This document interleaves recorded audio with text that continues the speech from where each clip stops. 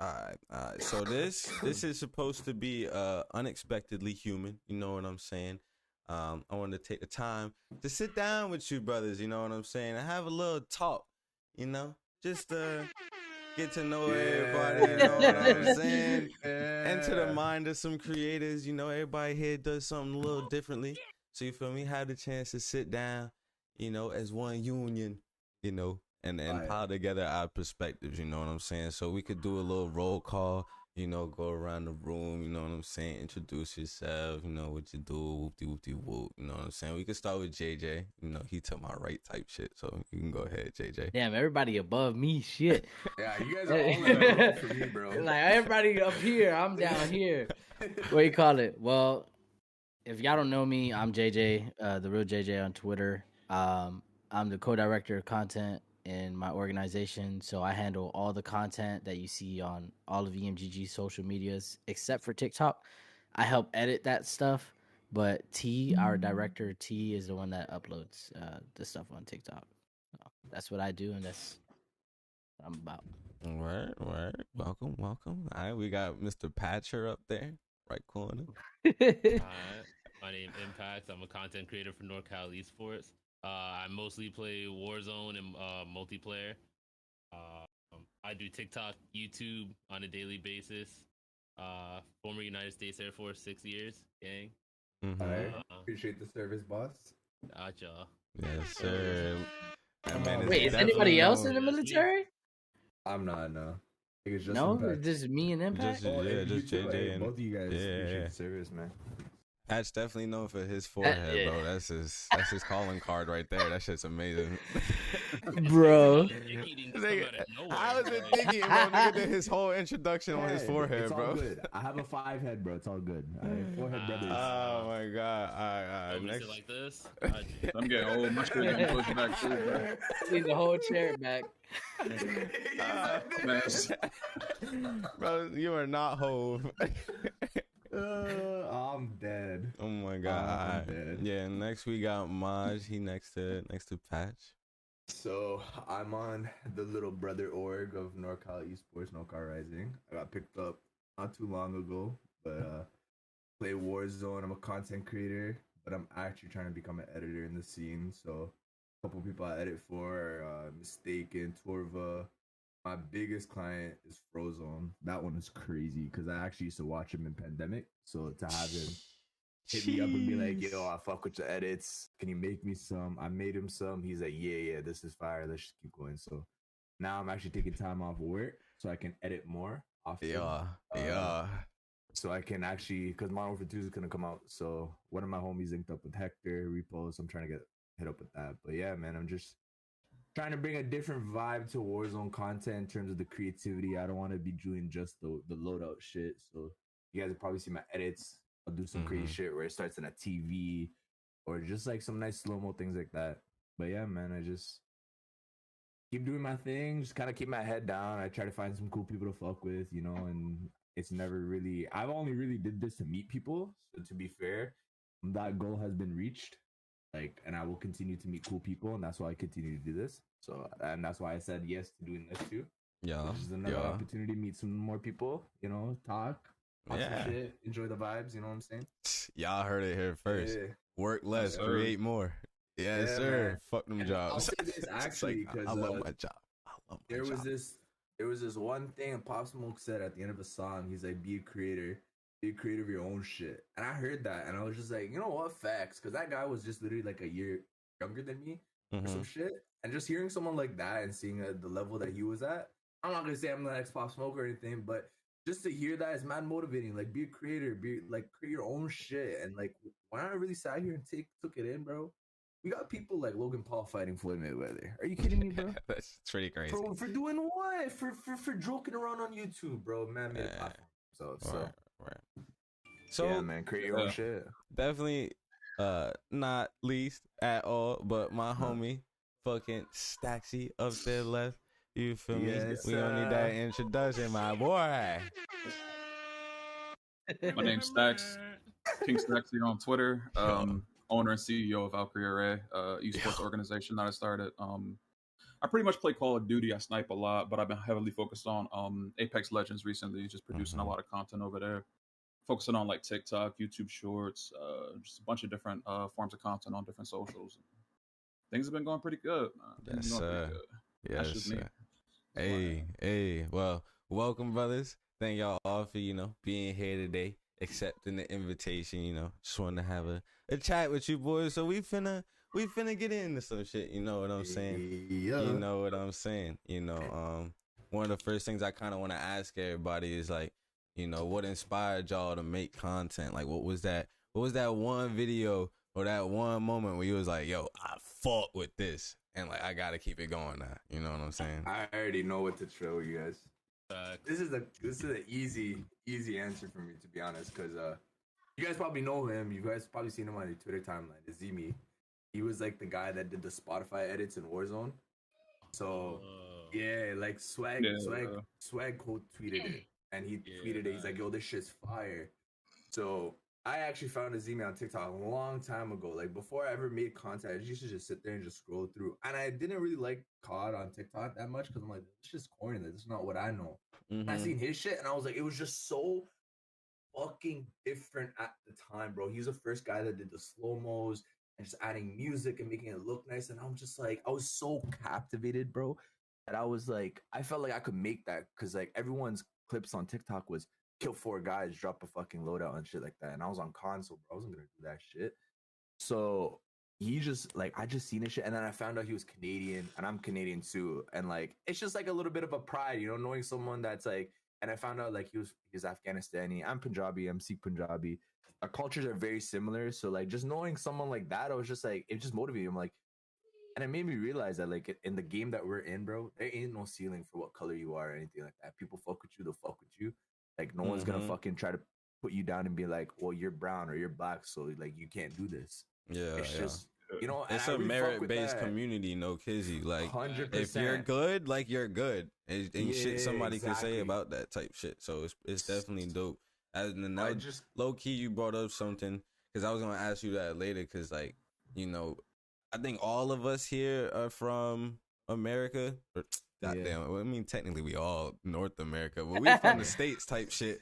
So like that, like YouTube was very States dominated for a minute. Like even in the COD scene, heavily States dominated. Like FaZe always lived and was from the States. Like Optic always lived in the States. Even so like Optic members, bro, they go to the States. Like Dashi is Canadian, Karma is Canadian. That's facts. Like some of the greatest COD players ever are Canadian. Pam, Shroud like they're out there. So like you feel me?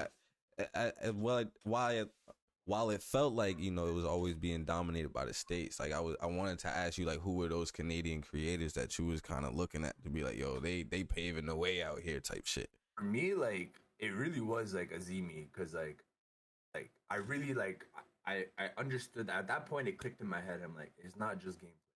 I could make my gameplay look fire if I could just learn how to edit. So I actually stopped playing the game entirely, bro. And I sat here for months and edited. And I caught I didn't really copy, but like I basically I mimicked one of his TikToks. I loved it so much, and it was like the new year, so I made it, posted it, tagged him, and I'm like, yo, it's a new year, whatever.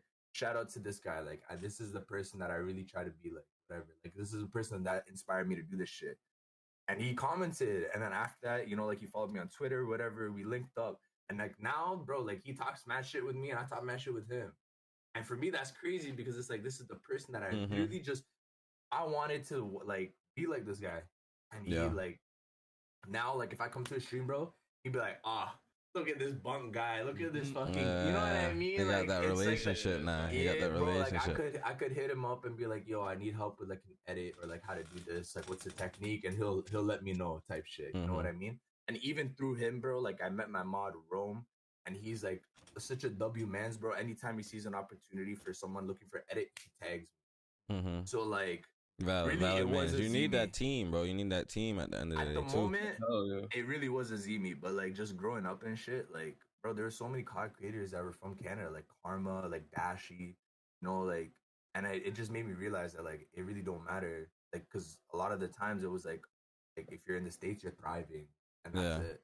but they made me realize that it was like, if you got like some value to you, bro, people will bring you to the States to do this type of shit. Yeah, for sure. So I never really like let it kind of be like a thing of like, fuck, I'm in Canada. Like sometimes it is hard, bro. Like you guys probably see me tweet on Twitter where I was like, bro, I can't get a TikTok stream code from Carter Pulse.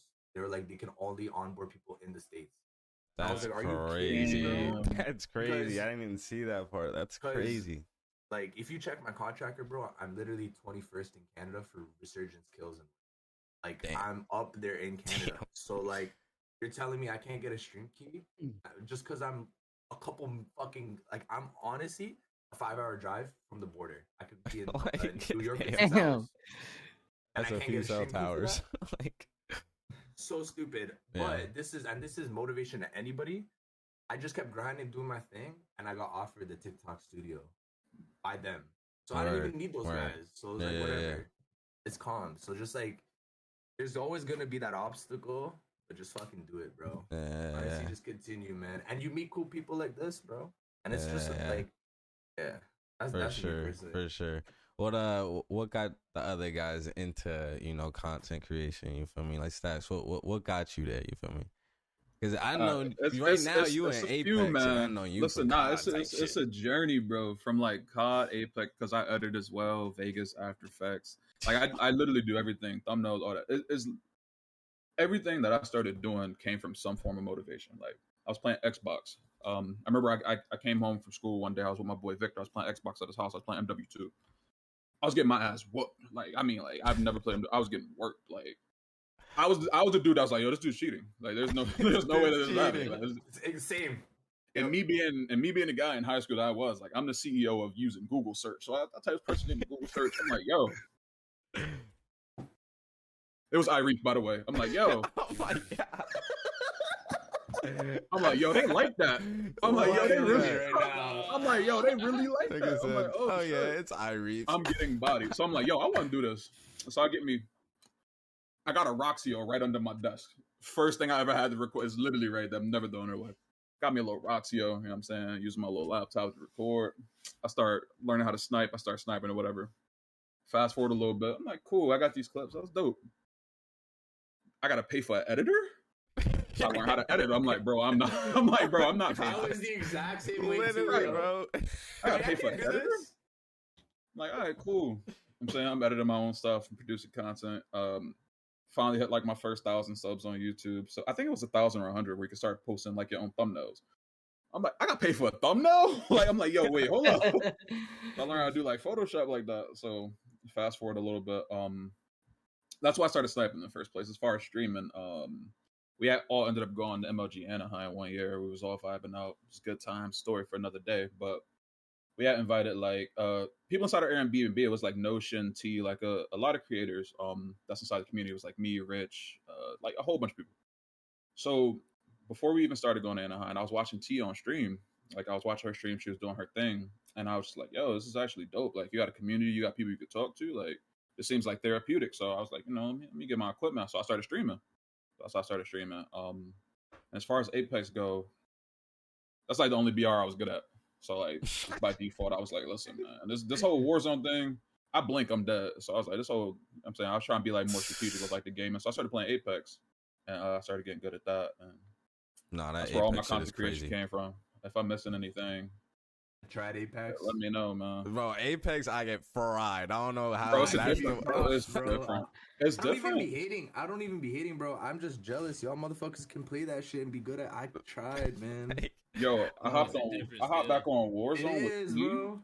Yo, listen, I hopped back on Warzone with T for one of her streams. I was like, yo, I'm frying these dudes. When did I start playing Warzone? Like, yo, what the fuck? You know, you just gotta be better at the game. Apex. I feel like Apex just taught you like the mechanics in such a good way that like it translated to Warzone, bro. Listen, you know? Apex taught me crazy. Apex taught me really quickly that I wasn't shit. like mad quick, bro. Bro, mad quick. I tried to go to arena to like dodge the BR and shit. Still demons, bro. I tried to play every off mode to not play demons, and I'm just ass. Like I can't do it, bro. Like, damn, let me two box some Apex real quick. Crazy part is, I remember when it first came out, bro, and I could drop like 10, 15 kills on there, bro. Like on console. At first, like yeah. That was I played that shit on P4 like when it first dropped. I did too. And yeah, like it was kind of that shit was It fun, was cool, bro. 'cause That ain't shit nobody was know fun. nothing. Ain't but nobody it's know like nothing, Nobody though. knew nothing, bro. I took I a feel break like from it's that shit when I NDR. got PC, and I came back to that shit like when there was like seasons and shit now, and I'm like, I thought I was in season 1. Niggas like, nah, we in season 2 right now. I'm like, bro, what the fuck is going on? And Yeah, everybody's a yeah. demon, bro. Develop. There's red armor and shit now. There's like 6 extra characters and shit, bro. Like, I'm like, what is going on, bro? It's too much. I knew I was getting the hang of Apex, bro, because I got subtweeted. Like this chick, she had followed me, and like me being a guy, I was like, yo, she look kind of good. So I clicked on her profile. Followed you. Listen, now she followed me, and I clicked on her profile. I clicked on her profile because like everybody know I got a girl. Like I ain't know no fuck shit, nothing like that. I clicked on her profile. She was like, "Yo, I just got tap strafe, wall hop, PK shot in the face, and put in the clip." And I'm like, so I DM'd her. I was like, "By me?" I was like, wait, I did that. She was like, "Yeah." I was like, I feel like I've seen this on Twitter. I'm not gonna lie. I was like, when I do that, I was like, damn, bro. But yeah, I was like, yeah, I must be getting like that. But yeah, at the end of the day, like I do want to compete in AOGS this year, so I do want to like take it to like a professional level. Fire. I'm not like that. That's though. fire. We gonna try. Nah, but that's a good goal to have, bro. Because when you reach Find a set squad. when you reach really high, the other steps that you take to get there are just even like is better. You know what I mean? Like, yeah. so you'll get opportunities that you never would have for trying to reach so high. And even if you don't reach that point, those opportunities could possibly change your life. It's just worth it. Really? You know what I mean? It's just worth it, in my opinion. That's I where mean, that whole I feel TSM like thing that came could- from. Oh yeah, That's where all that came from. Because when I started doing Apex, I had I've been in contact with a couple Apex pros like Nicewick and stuff, and they just gave me the idea because I had one on LinkedIn because I'd never been on LinkedIn before, and I was like, yo, like they got a lot of jobs. So they had like jobs for TSM, they got a couple jobs for FaZe. I know NRG has some jobs available, but it's like back end stuff. So I do have like prior history with the stuff as far as like Valkyrie goes, as far as like the stuff I do at Amazon, as far as literally everything. So I applied, talked to them. I had like 3 interviews. I didn't get the job.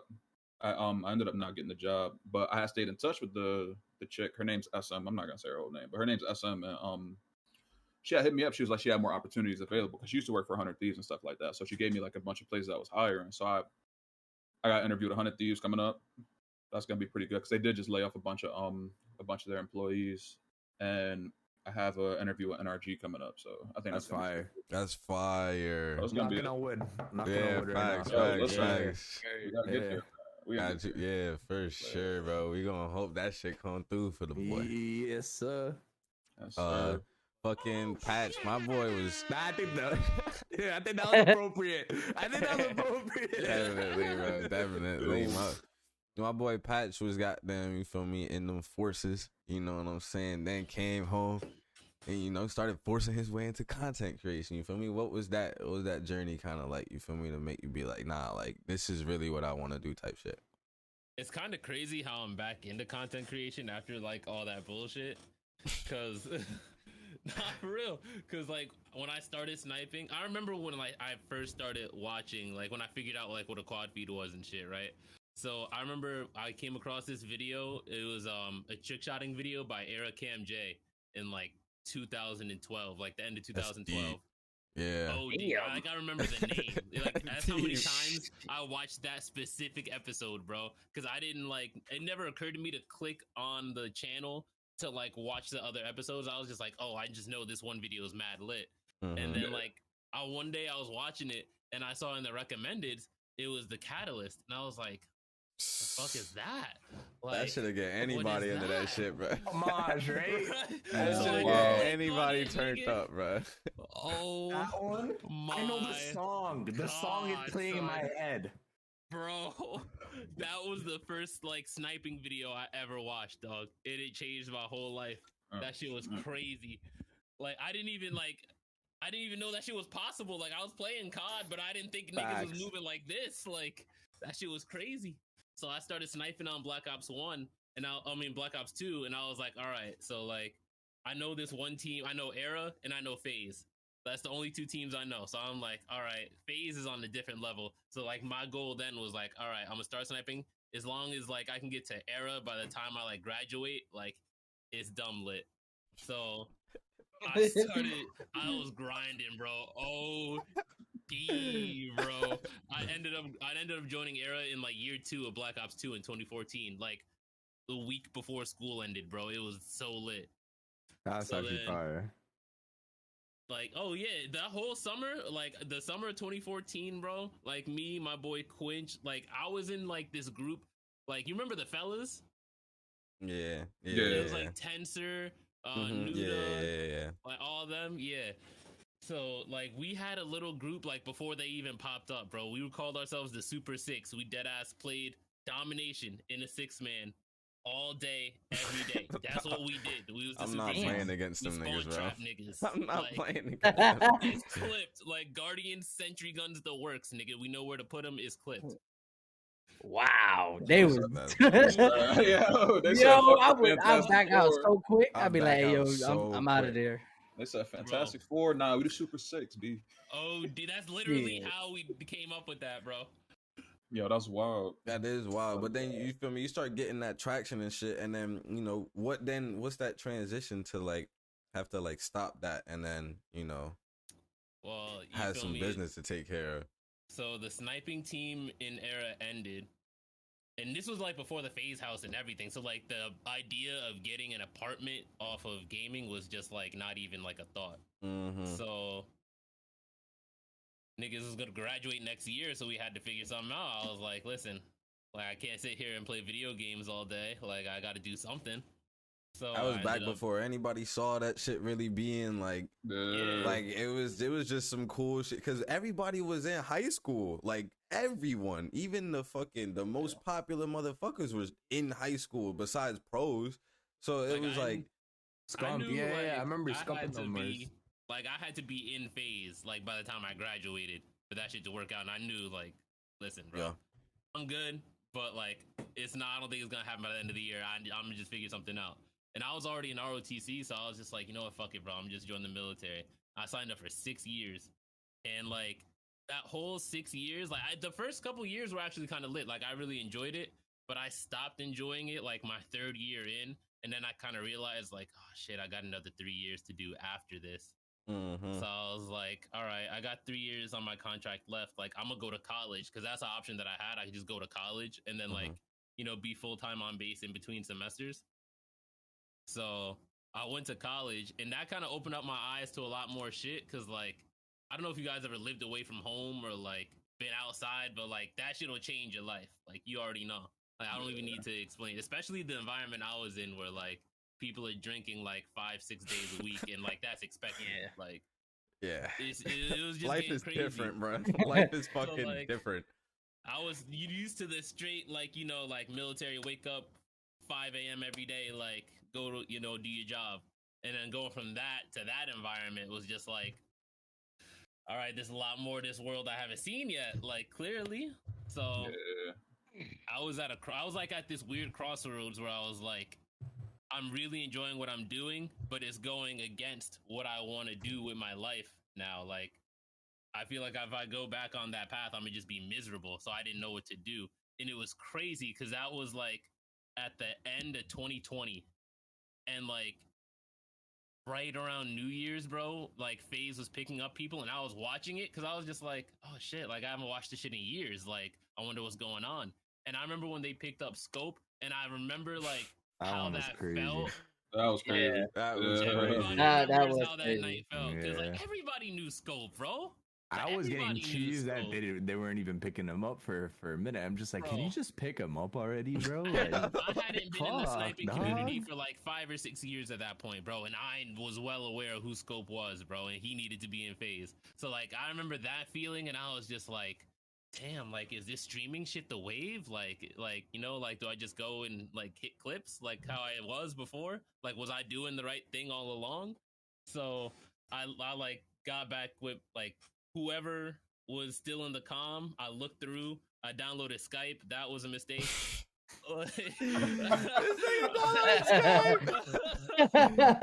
Nah.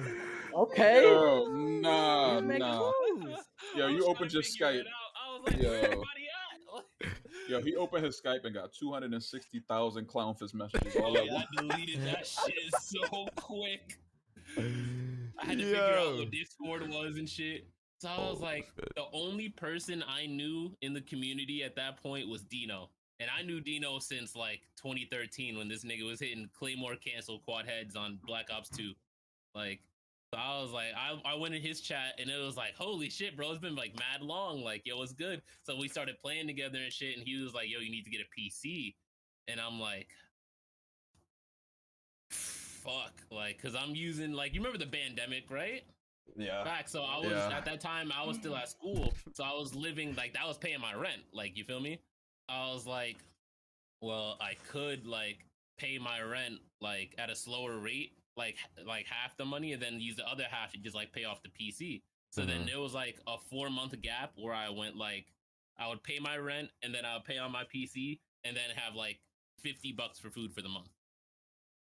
And like Crazy. I just started grinding. Like I knew, like, listen, personality is lit and all that too, but like me, I know I want to be good at the game. Like that's just how I am.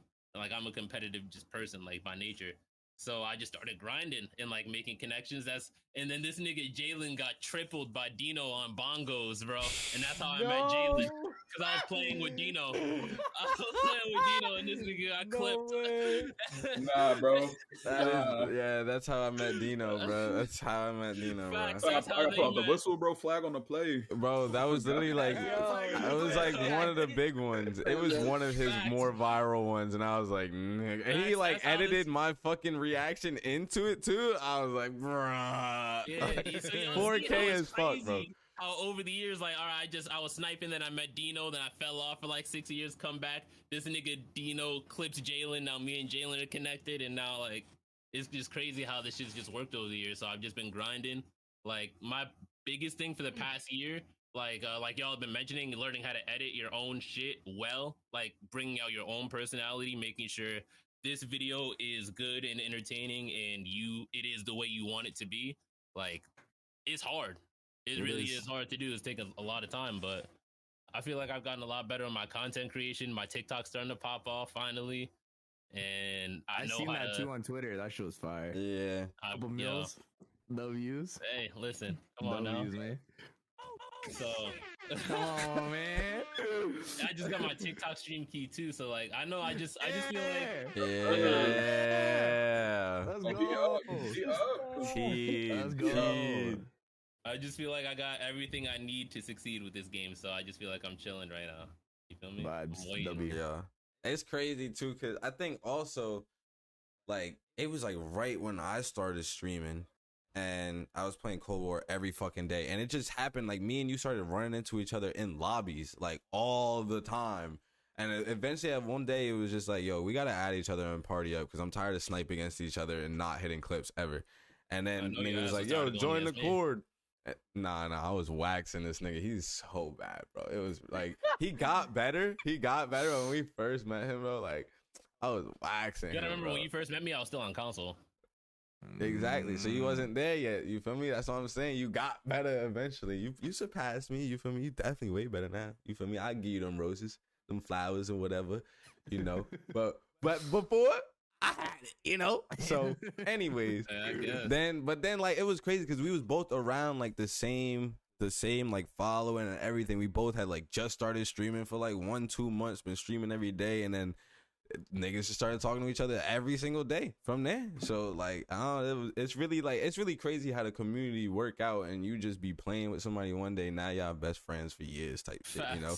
And that's exactly how I met JJ, because me and him was fucking grinding for the Obey RC for a minute, like, and we was popping into the same streams, like And then I think that's why I like met him, is because we was both in the same streams, and it was like, yo, like let's link up because we're grinders and shit. Let's hit some I was like, fucking clips together, bro. I seen his name in the chat, and I was just like, bro, we gotta just run some games. We gotta just run play some together. games. And then we started fucking playing together, and then fucking friendship blossoms ever since then, bro. Like I followed this man to EMGG after a while. I had my little experience in there, and to see him like take over, basically, like not really take over, but to just rise up and get to that like position that he has there is like, yo, that's fucking, it's incredible to see that, to see from where we was just fucking being no team at all, just grinding to get into a team, niggas doing RC challenges and shit, bro, and like to get to where we is now, it's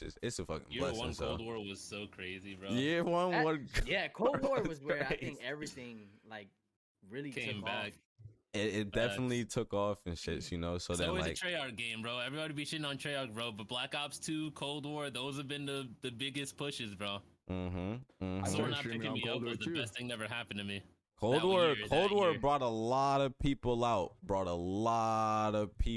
I mean, 'Cause that was Cold just War had boring. bandimation, you feel me? Mm. But you know, and then Vanguard was ass. So then Cold War was like really man. Cold War year and a half, year 2 type shit.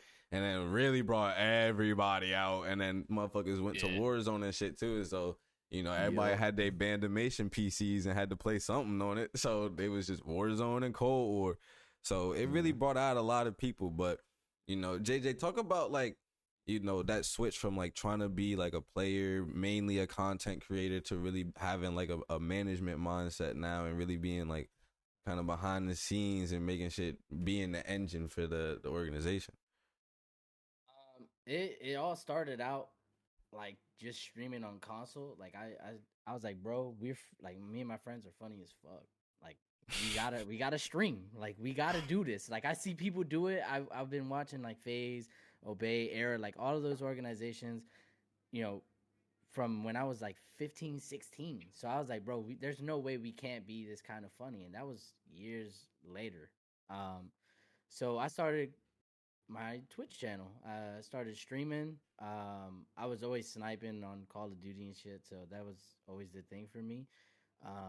Like Jalen said, grinding for Obey was obviously a long time. Like as long as we grinded for Obey is as long as I knew Jalen, bro. Like since the get-go. That's mental. And I was like, you know what? I was tired of like trying to grind for an organization, and I was just like, I'm gonna just branch and focus on my content. I was like, I'm just gonna stop putting the focus on that and just focus on me and do my thing. And one of my friends followed me. Like we obviously followed each other on Twitch, but they followed me on Twitter, and I saw they were a part of EMGG.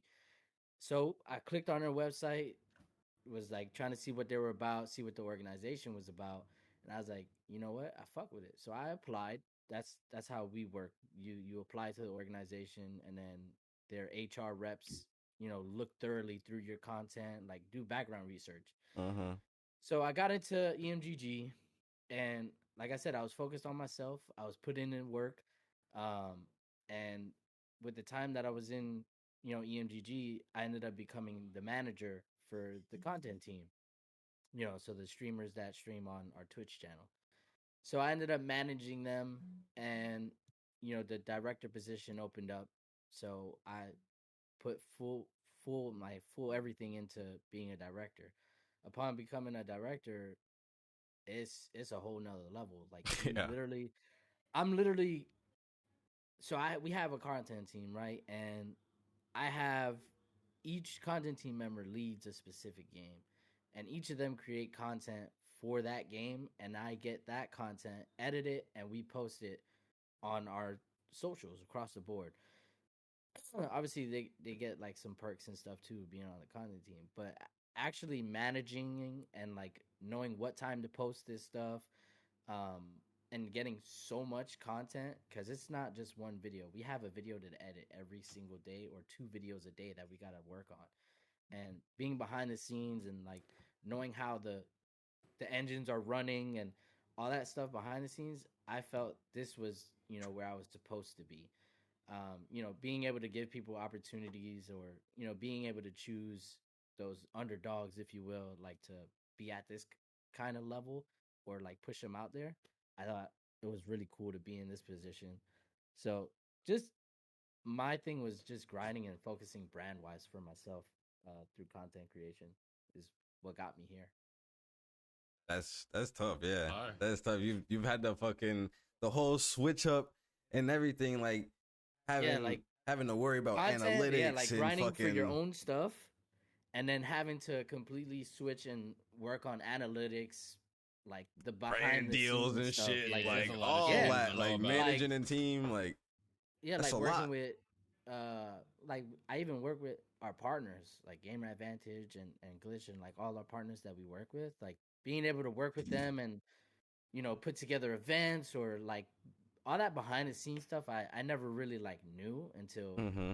obviously I got to this level. So shit's crazy. That is, it definitely is crazy, hell but yeah. that's So I what's thought I up was for the gonna be a growth. content creator. Feel me? Yeah, yeah. So like, you feel me? Everybody here has tried to develop some type of image or some type of brand. So like, how would you describe that brand? Like, how would you describe what you're trying to put out there? Who's going first? I'm looking I at could Stacks, start bro. off. Stacks, what's your I brand? go first. Yeah. He said, Alright. Stacks gotta go. So as far as branding, like I'll start with like Valkyrie, for example. The way that I started Valkyrie was, like you said, everybody, the whole squad, everybody was out here chilling. Everybody was out here doing like the whole RC thing. Everybody wanted to go for RCs. Everybody wanted to be a part of something. So the reason I started Valkyrie in the first place is I seen everybody doing all this. Everybody getting ignored, like everybody getting straight up ignored, like on the timeline. Like talented people putting in the effort, getting overlooked. Time's not coming, but I mean, their time is coming, but like not seeing no type of breakthrough. So I was saying to myself, like, instead of trying to eat at somebody else's table, like I wanted to build a table for the squad to eat at. So came up with the idea to do Valkyrie Array with the boys 60s, and all rip. I was like, yo, I hit up Grave, I hit up DJ, who else I hit up? I hit up Rich. I hit up like the whole squad. I brought the whole squad, and I was like, listen, I don't need to see nothing from y'all. I know what y'all capable of. I know what y'all do. Let's run it up together. So we ran it up like that. So with Valkyrie, like I said, we always just wanted to be like a table for us to eat at. But down the line, ideas change. You know what I'm saying? Like things start to change. So we kind of moved into like esports. I never thought we'd move into esports, but like our primary source of income is from our Rocket League team and like our merch and stuff like that. So like we kind of been focusing like heavily on Rocket League, and it's put me inside like a position I haven't been in before. A good example would be like we're flying our Rocket League team out to live in Taiwan. Is it Taiwan? I forgot where we're flying them to. I know it's APAC North. We're flying them out there to compete over there inside the global league over there, and they're doing their thing. So That's big. Crazy. That's big, fuck. dude. That's Yeah, big. I know That's Stacks wild. like, man, I didn't think I'd get Bro, this it's far. stressful. Yeah, I didn't think about it. It's stressful, man. It does get stressful when it comes to stuff like that. But I never expected that to happen. So as far as like building like different brands, like I wanted things to go a certain way, but things do change down the line.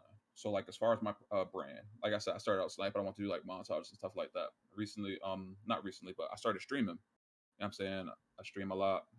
I don't want to say I lost interest in streaming, but like the way that life hit me, I kind of had to start focusing more on work to be able to pay the bills. Because my mom's been out of work for the past 2 years. She's back at work now, but I've pretty much been paying like all the bills in the crib for like the past 2 years. So I kind of had to like rework my brand. So I'm kind of like heavily focusing on like short form content. And I've seen like a lot of success with that. And I tried to like explain to everybody. Well, not explain to everybody. I tried to talk to like the squad and like people inside the team and stuff, trying to explain like a lot of the work is done off a stream. So like I don't have to stream for that many hours as long as I'm putting inside the type of work that I'm putting in on these other platforms. You know what I'm saying? Like I'll be good as far as building my brand. But I always just wanted my brand to be something that people can see and it'll make them smile.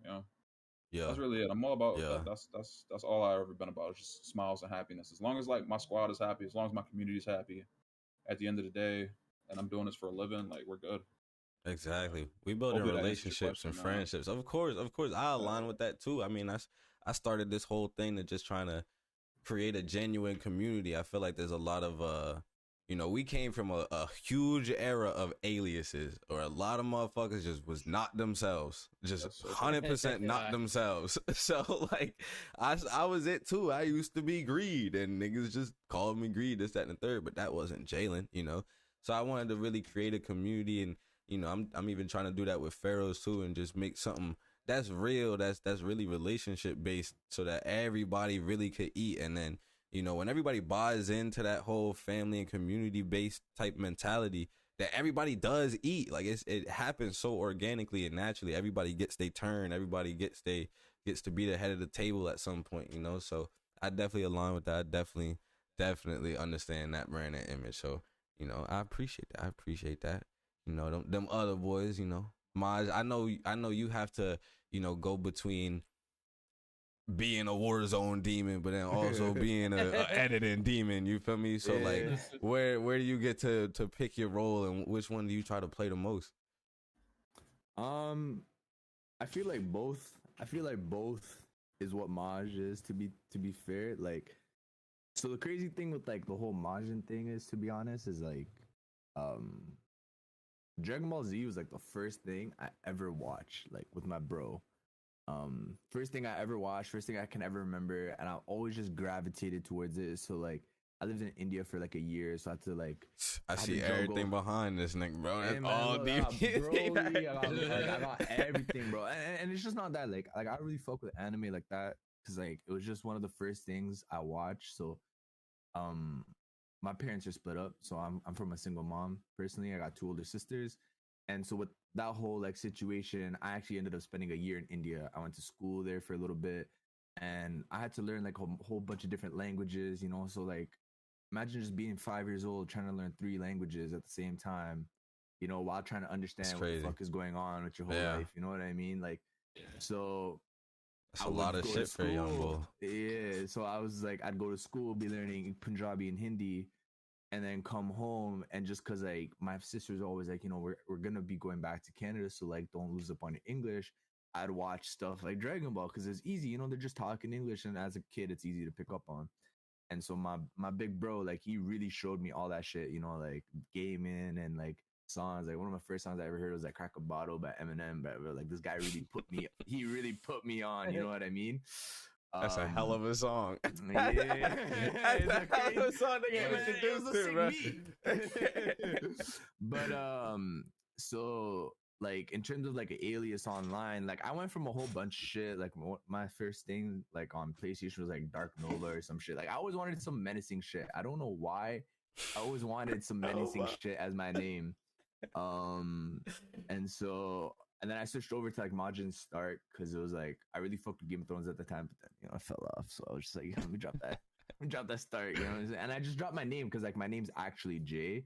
I just dropped a J at the end. So it's kind of like Majiinnj Vegeta. It's like Majiinnj J, you know what I mean? Mm-hmm. So just like how like Impact was saying earlier, that like I understood that I had to make content and stuff, but I'm competitive, bro. Like I'm like, my boys, like, we talk a lot of shit when we play COD, okay? Like a lot of shit. You have and to.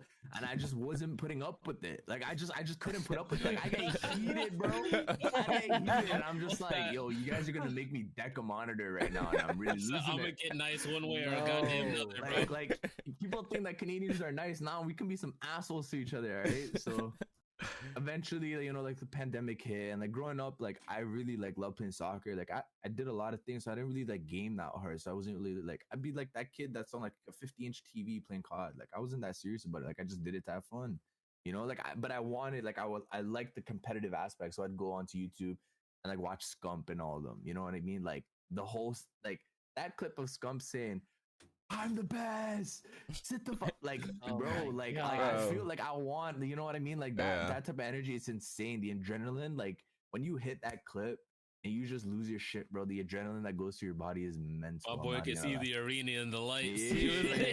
Right? He was like, I'm there. Yeah, and so I was never like really the best guy. So like when the pandemic hit, me and my boys, we do like Cold War GBs a lot. And like GBs, these guys are demons. Like these guys are people that have been doing GBs for years and years and years. So my boys are trying to help me catch up to these guys and be like, yo, so like you got to play like this. So like I was basically getting like a speed course through like competitive Call of Duty. And then like, you know, pandemic kind of eases up, and at that time, unfortunately, like this past September, it just this past Monday was my brother's like 1-year death anniversary. So he actually ended up passing away in September, literally a couple of days after my birthday. And sorry if you lost, my G. Yeah, Appreciate that. Yeah, like it was just like because he was a young dude, bro. Like he was a young guy, and all he ever taught me was just like, yo, just like be happy, you know, like just be who you want to be, bro. Like don't worry about what people have to say, because like in my culture, like people really talk about who you are and this and that, and it can really fuck with your head. And he was always just like, yo, don't worry about that shit. Just do what you want to do, you know. Like I used to tell him I like soccer. He's like, yeah, do that shit, you know. And he was a guy. He used to do like Olympic skeet shooting for Team India. Like he played in the Commonwealth Games and shit. You know, he used to travel. Motherfucker went to Ibiza to party. Like this guy lived his life. So Yeah. when he passed, I really realized like it hit me because of all the shit that I went through. Like I haven't really been able to live my life and do what I wanted to do. And just, I don't know, like just because I was like very depressed and like trying to accept that he was gone, I just started doing content creation. So like I just was like playing COD all the time.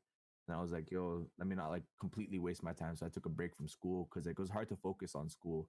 It's like that's your future that you're really thinking about. And like when someone that has such an impact in your life is just gone, and you're trying to accept that, and then also trying to accept that feeling of like inadequacy in the terms of like you haven't lived your life, then also trying to be thinking about your future, it's hard to like juggle all those feelings.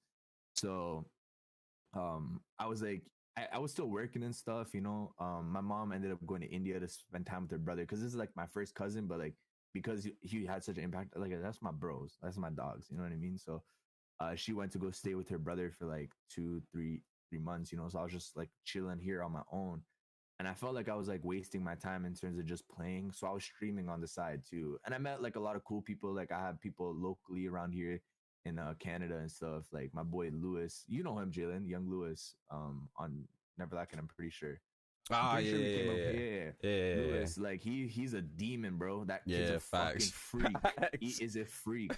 But like he was like, you know, like I started playing with him. Like I met him through TikTok and shit. And like I always just wanted to like meet people locally, because outside of video games, like I do this because it's convenient in the sense that like I can come home, play a game, make a video, upload it, and still live my normal life. But I really want to build this like platform, because growing up without a dad and stuff like that shit's hard. And like there's a lot of young adults out there, like young guys out there that are very impressionable in terms of like the whole Andrew Tate bullshit and whatever. Like, and I wanted to offer a platform where like guys could come in and come to my chat and be like, yo, shit's kind of tough, and I want to kind of help them through that, because like I didn't really have that myself, you know what I mean. And just that's just kind of how my brother was. Like he was a guy that was ever giving, bro. Like all he ever did was just give.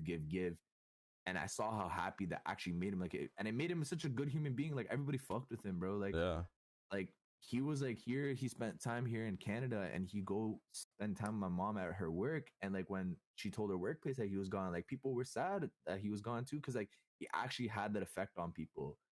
And I went through my own like mental health struggle, where like I almost like took my life and stuff too. And like that's when it hit me, when my friends were really telling me like how much like I had an impact on their lives. And they're like, yo, you don't understand, like you're actually such a positive, happy guy, like always laughing, always being dumb. Like when we're in our own tough times, like you bring us up, so like let us bring you up, like don't feel like you're alone and stuff. And I just want to offer that same thing to everybody else, you know what I mean. So outside of the whole like being a menace, like in terms of the Majiinnj thing for the video games, like if you come to my stream and you're genuine, if I meet you on the timeline, you're genuine, you're cool and stuff, like I'm gonna fuck with you, and I'm gonna see if I can help you like elevate. So if you need some stuff edited or something like that, like I'm gonna see if I can offer that to you. And I'm not asking anything in return, to be completely honest. Like if you want to fuck with me, that's cool. If you need some help, that's cool. Like I'll try to help you if I can, you know what I mean. Just because like this shit is hard. Like people don't realize that like content creation, as much as like you could be on an org, you could be fucking with a lot of people, but like once you turn that camera off, once you turn that mic off, bro, you're alone trying to figure this shit out, and that's hard. You know what I mean? And majority of your journey, it's alone. Like you really that shit is two different worlds, bro. That shit is, it really is. A lot of the people that consume the entertainment don't understand the back end. You feel me? They you understand going on YouTube every day at 6 o'clock and seeing a video, but that homie had to record that video, edit that video, proof watch that video, re-edit that video. Like, exactly. And then when damn, he rendered that shit in, and that shit failed one time. He rendered it. He got to render that shit again. Exactly. Like, that's the worst, bro. That shit be happening, bro. And when the numbers don't hit, that shit fucks with their mental too, because it makes you feel inadequate, because you're like, you put all this effort. It could be a great video too, but then it's just like, fuck, it's not hitting. Like, what's going on? But for that, all I can say is like, you just got to be really positive. Go back to your video, see where people left off, figure out what went wrong and just adapt and just adapt and just keep adapting. And that's what I did, to be completely honest. So even with the whole like being ranked in Canada for Resurgence, like, bro, I just played the game. I didn't even peep it that hard. Like, I didn't even care for it. And just like one day, like, I was just scrolling through COD Tracker because I just wanted to see like why I'm like just my stats. Like, it came to the acceptance of like, yo, I gotta get good. Like, as much as I have a personality and stuff, like, I gotta get good. Being good and having those initial people come in and then them seeing your personality, that's when you hook them. But you gotta be good, the bro. hook. You gotta have both. Good, bro. Shit's crazy. Like, that's how Shroud hooked me. That's how Scump hooked me. Like, I watched Scump because he was good. I continued to watch Scump because he was funny as fuck. I watched Karma and like Formal because they're good. I continued to watch because they're funny and they had a good personality. So I understood that that's something I had to do too. So then even when I seen that top 20 in Canada, the Resurgence, I was like, whoa, what the fuck? I'm like that. I was like, damn, bro, like, I've really been putting that much time into this shit. Yeah. And I just kept playing. And then that's how I met like people like Zyro. Like, I met Zyro when he had like average like 15, 20 viewers on Twitch. Now this guy has like 300, right? Yeah. Shit's and crazy. Like, I used to mod for him and stuff because I genuinely like hit him up in the DMs. I was just like, yo, you need some help modding? I'll help you out. And then like over time, like, I just became a VIP.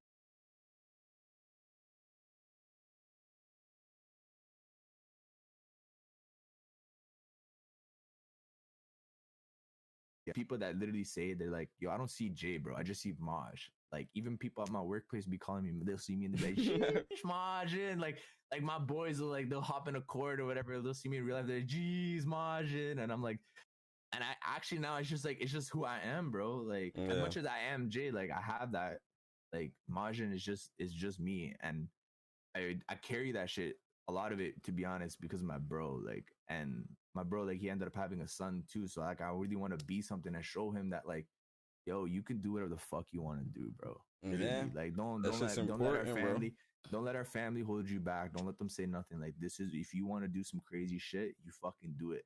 Because like, look, I could do it. And the only reason I could do it was because your dad. Like, your dad was the guy.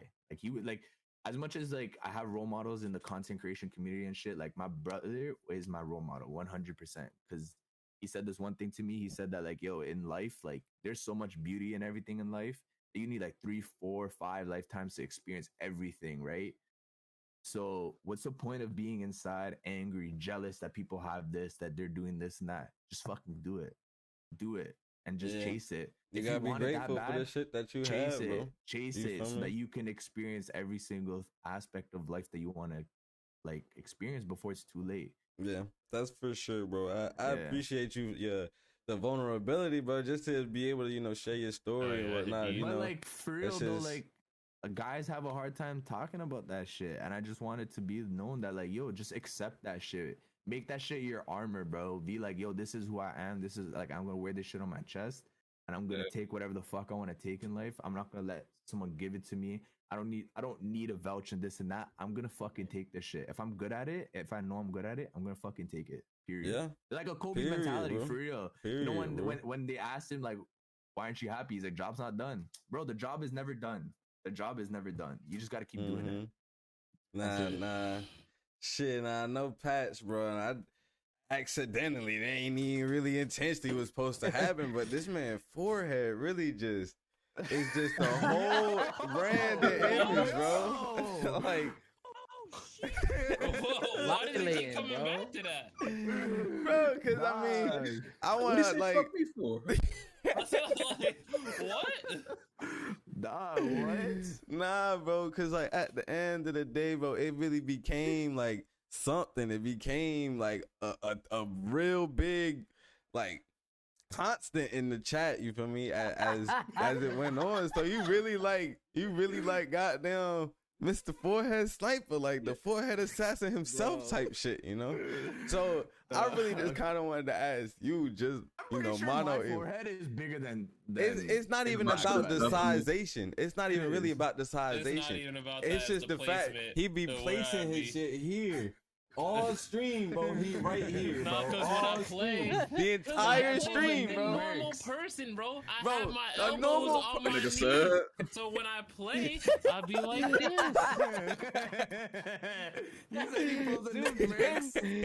That's how he plays the whole time, and he streamed like that for hours. You feel me? So I'm not gonna it's lie. unintentional. That's the brand, 1-2 time, and I've seen that still. bro. So Hey, it's when I see that, unintentionally I already known. like that. Like this guy really just made me clock it like that. He though, for really real. a forehead Now, stream. you can tell, like when you watch my clips, like the further down my head is, the more banger of a clip is about to be, bro. Because I'm locked. Bro, This guy, every it's a time ba- I seen it's a this banger, stream it's a like that, banger. I already Yo, I gotta- be in the zone. If you see his full face in the There you go. camera, he not hitting shit. But if it's just forehead, this nigga might hit a 5 head like instantly. He said he ain't hitting nothing. That's jokes. But like you feel me on the real, like what is that you trying to, because you've also been through, you know, managing teams and managing Rocket League teams and this, that, and the third, and you've had your hand in different areas. So what is that overall brand image that you really trying to put out there? About the Rocket League team, I'm so upset that didn't work because that 100% would have been successful. I was just under the worst ownership physically possible, like in the history of any esports org ever. Damn. Yeah. Goddamn. Yeah. My Nah, chest. that ass, the owner was just ass and self-absorbed. Like how? Like damn. Like Yeah, he was, sometimes nigga was you just the can't worst. get things done when It's Nigga, like that's that not guy. It's like that that's guy not on like Artesian. Like I was It's- so self-absorbed, he fucking made his own company fucking fall apart. That shit's crazy, bro. Cause like really, that was before I even came back into the COD scene. I was still on console. I just really loved Rocket League, and I was like, shit, I've been in the COD community. I know how teams work. I've ran a couple teams. I'm just gonna start a Rocket League team. So my boy was like, he had this team. My boy Axis had this team called Fear, and like I just like started a little Rocket League roster there, and it actually started to pick up some traction. Like I was getting some good players and shit. So then I got hit up by this org trying to come back into. I'm gonna leave the org's name out of it for obvious reasons, but I got hit up by this org who's been in RLCS before, like trying to make a comeback. Like, yo, we want a pro team. Like, we want like, you know, a content team. Like, and your team has gone from nothing to like actually getting some traction. So like, we want to like, you know, like, feel me, fuck with you, like what you doing. So I was like, all right, bet that sounds like a great opportunity. I'm gonna come on board. And the way I built the roster too, it was like a family. So like wherever I went, these niggas was coming too. Like this is like pretty much like I owned the roster damn near. Like these was my niggas. So like I moved everybody over to this bigger org, and we had mad clout. It blew up, and it was like, all right, bet. Like we got the hype, we got the players, like we got some editors. Like nigga, this is it. Like you know what I mean? Like what could go wrong? So we trying to put out some content, and nobody could post to the Twitter or the YouTube because the owner is the only one with access. So we were like, yo, can you post it? And he like, okay, yeah, we got it. And then another day will go by, like, yo, can you post it? Like, yeah, and another day will go by, and then 3 days will go by, and it's like, okay, like, you feel me? And then we're trying to get content out, and this nigga's not doing nothing. Like, Bad vibes. he's just over here fucking with NFTs. So like, I'm Bad like, oh my vibes. god, All like, right, hold you're on. blowing it. Like all this Bad hard work, vibes, like you're bad blowing it. I gotta ask something now. Yeah, I gotta ask something now. Obviously, we got me in management, and then Staxy. Obviously, you got players in Rocket League. So how does that side for you, Staxy? How do you handle, you know, your uploads, or if you guys do upload, like how does that work for you guys? Community manager, social media manager, tweet deck access. Like the circle Nigga, is I was so the tight. all The in circle one. is so tight to the point where our social media manager, he has all our passwords. Like this is the guy. Like we know this guy. This is somebody we trust. Like we're not just bringing people in that, oh yeah, maybe they're gonna do it, maybe they're not gonna do that. But it's to the point where if you don't want to do it, just leave. If you ain't gonna work, go. Like we're not keeping you here. You don't need to stay here. If you're not building a brand, that's cool, bro. Just go do your own thing. Just The post. reason I ask is because obviously, you know, we're doing this or whatever, but this is just to inform, you know, other people how to do things the right way. Obviously, under management, good ownership. how to do it and how to do it correctly and get success out of it too. That's the reason why I asked, Staxy. It's two simple things. When you start in a team, whatever, recruit, produce. Recruit, produce. Recruit, produce, man. That's all you gotta do, man. Recruit and produce. Oh, This dude. man Impact had Now, everything I in his would say hands, to that bro. though. My nigga, like I would say to hold that. on, before you go on, Jaylen. Bro, there was What literally, is Staxy like, bro? it got to the point, like, I was talking to literal professional players. Like, he's telling me, like, yo, go out and talk to, like, I don't have any experience, like, in any, like, actual esports, like, going about and trying to contract players. So I'm going out to Twitter DMs, talking to literal professional Rocket League players, like getting responses, like having full conversations. And then when he's talking about, all right, so what are y'all offering?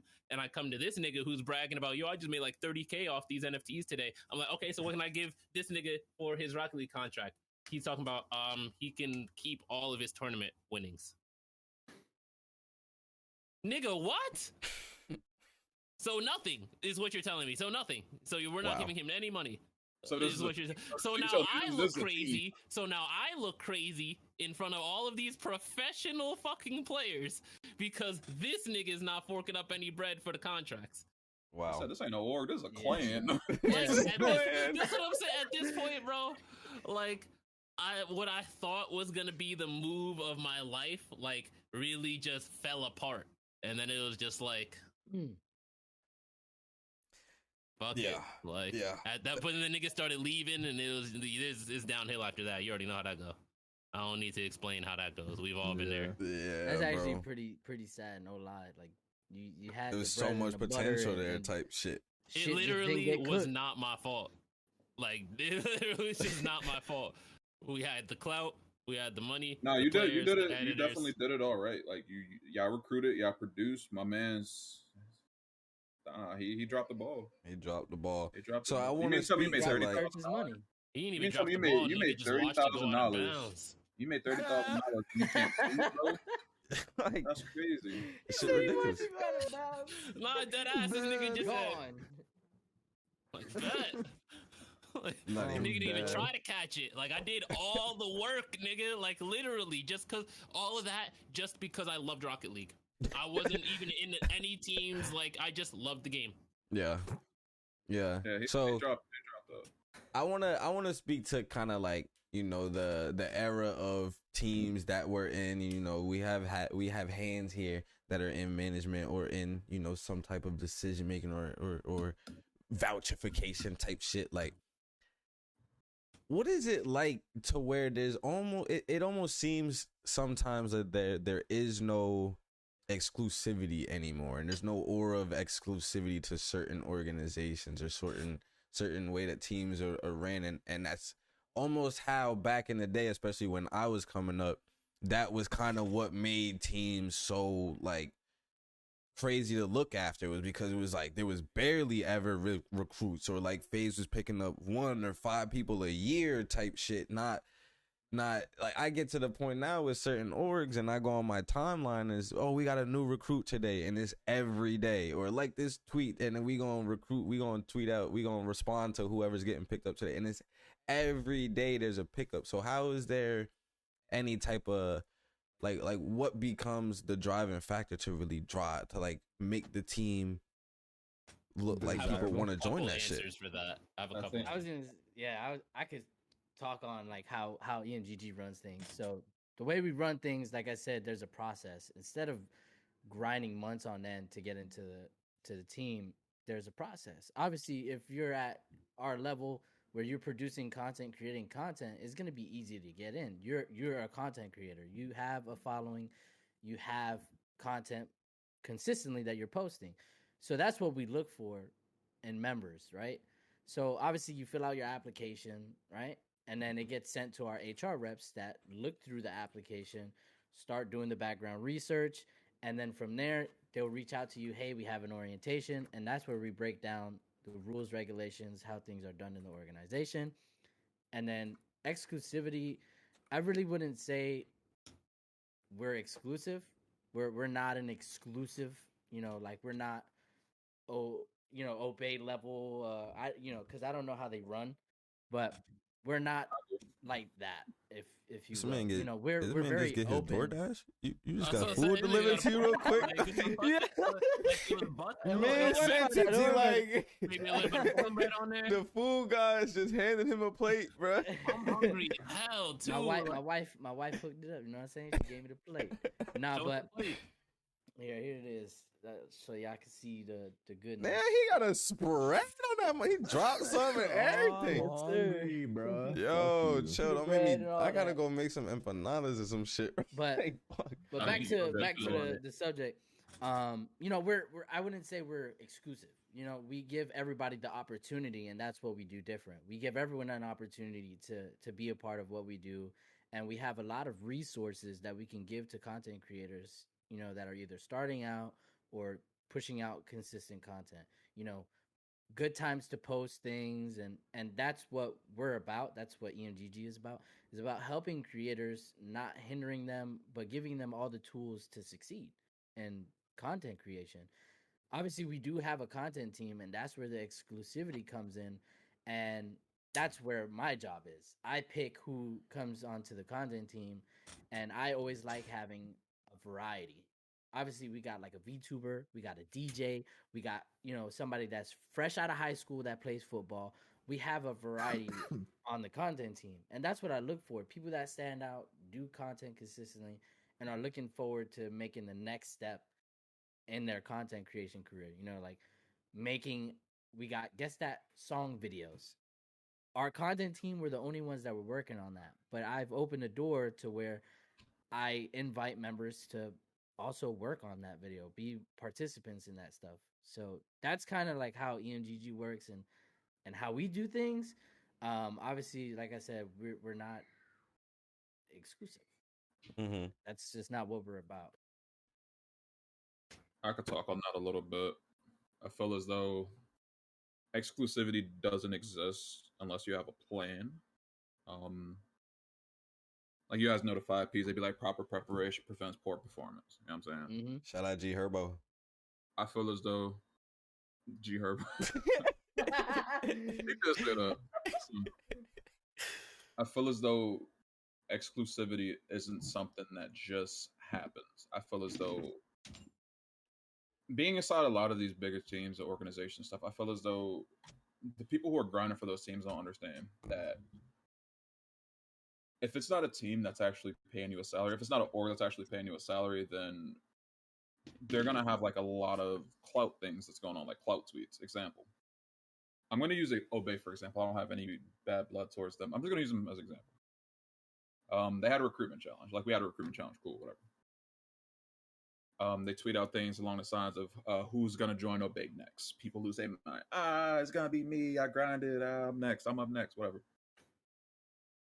In reality, they already picked up a Brawlhalla team.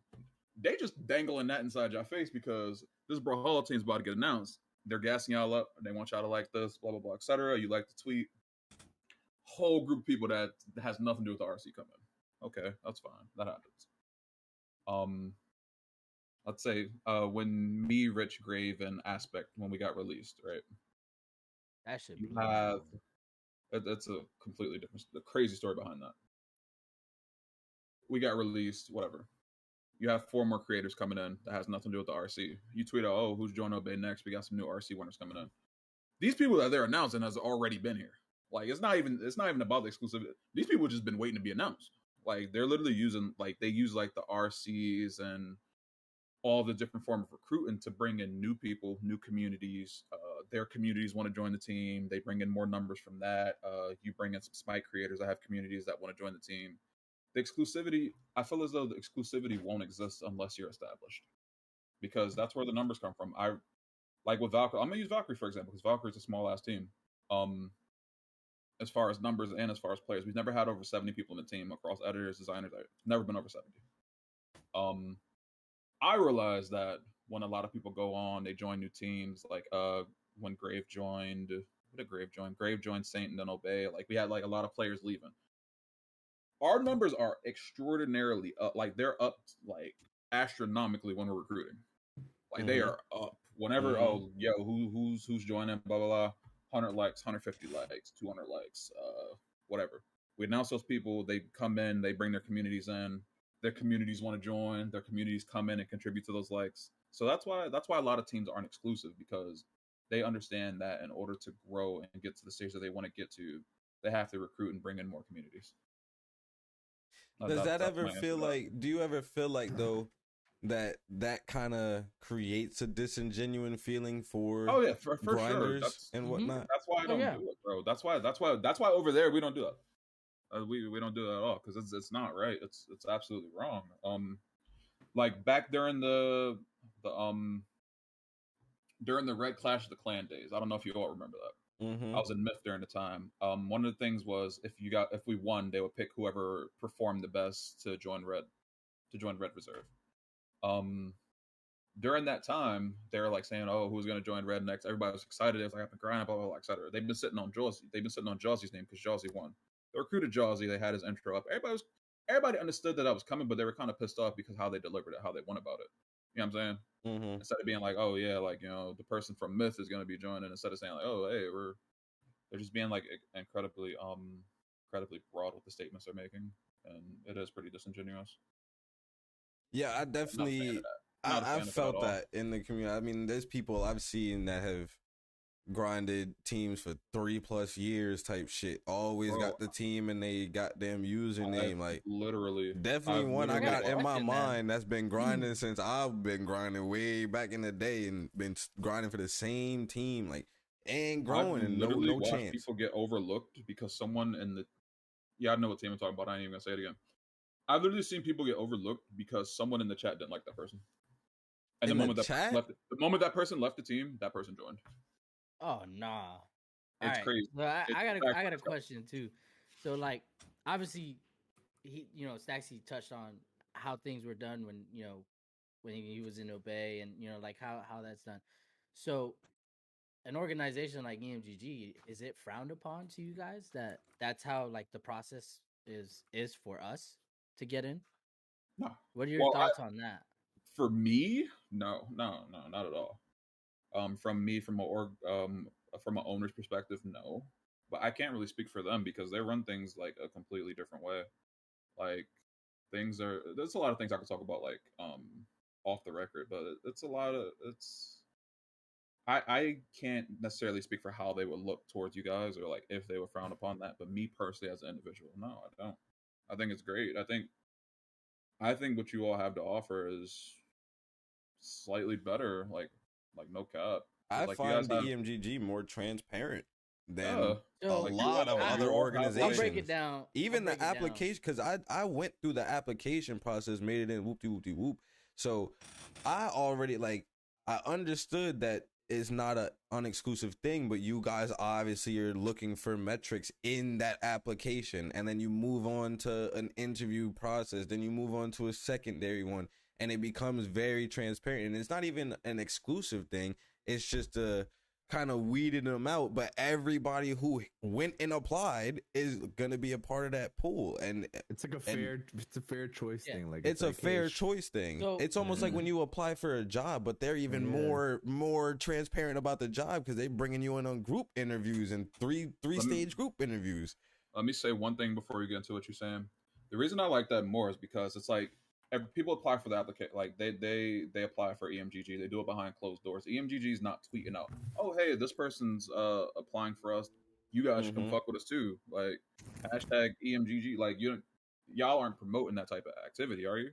Like y'all Well, aren't we promoting do that type of promote. energy. We promote that our applications open up. So applications are open. No, I mean like individually But saying, that's "Oh, different. Nah. like, They've no, never yeah, not tweeted out, individually, "Oh, nah. this this person creator like applied." so you Nah. guys should like us." Like that, Yeah, I've never not seen them do that shit. individually. No, because there's a lot. Like there's a lot of. So we have like Jalen said, there's a group interview that happens, and then Yeah. there's a group orientation as well.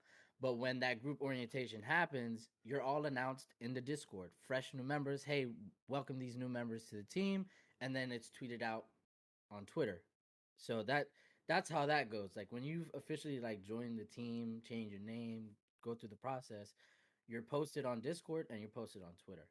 Same goes for content team members that get announced, graphics made, etc., etc. It Should works. work. I like the way that shit works. And you guys have even tapped into like feel like you're so broad with like we come from had like big generally, but we come from generally COD. Like we Yeah. come from generally the whole organization is COD, and then there's subsections of everything else. That's what I'm looking to AMGGG change. was the 1st time I was in an organization, and there was like nobody playing COD. Yeah, I was like, yo, that's what the fuck? Yo, look, that's exactly why I love the position that I'm in right now, because we finally have leads for these games. Like, we actually have a COD lead. You know what I'm saying? Like, he actually picked up people that would be streaming and creating for Warzone, and we just picked up someone for sniping. We obviously got stuff working in the background that I've tweeted out and, you know, kind of gave a sneak peek of. But that's what we're looking to change. We're looking to show people that we actually have creators in these perspective games and genres, and we actually will be putting out some good ass content. Like, we got some nasty COD players, but obviously we have, you know, standards, if you will. But finally being able to have that ability to open up, I guess, like EMGG to bigger and more opportunities, content wise, I think that's where we're gonna flourish a little bit in the future. You know, tapping into the COD community, tapping into the Apex community, tapping into each of these individual communities, and having these leads take charge and work on montages or community videos that they could put together with other members that play Apex. Because y'all are like, for in the COD's eye, y'all are mad low key. But in reality, like I told you the other day, like I didn't even know y'all got like the best Tekken player. Like or I forgot, I always forget what game he plays, but it's we some just fighting got game. into esports though too. But like, So, that nigga's like insane, mad young, has the potential to like stay with y'all for a grip. Is up there on a main stage in EMGG merch, like competing, like that shit is insane. That shit's insane. But and that came from like we was originally COD, like we was under the Obey scope, like we was under the RC scope, like grinding for clips and shit like that, you know. And then to shift into this world that like COD becomes so not even relevant to the main goal is like, damn, that's a vibe. Got in EMGG, like when I got in MGG and like when we were members or whatever, COD wasn't a thing. Like they weren't, like obviously I wasn't a manager, I wasn't in a position to say anything. Being behind the doors and being able to actually communicate and say, hey, this is what our members are looking for, this is what they want to do. Being able to actually say that and make it happen changes the whole game. Like that's why I said I asked the question this actually because obviously we all come from the COD community and the main focus was always, you know, grind, and then you get in kind of deal. Like that's what we see. But, you know, us, we don't do it that way. So that's why I asked if, you know, is it really frowned upon that we, you know, give people the opportunity or open the doors, if you will, to, you know, get after it. I definitely understand. So like I wanted to ask Majiinnj, bro, like we all here, we all create for ourselves, so everybody has to touch editing at some point. And I know JJ, you know, edits for his team, but it's a little different, you know what I'm saying? I definitely understand because I have been editor on a team, I've been lead graphic designer on a team, so I understand that side of it, you know.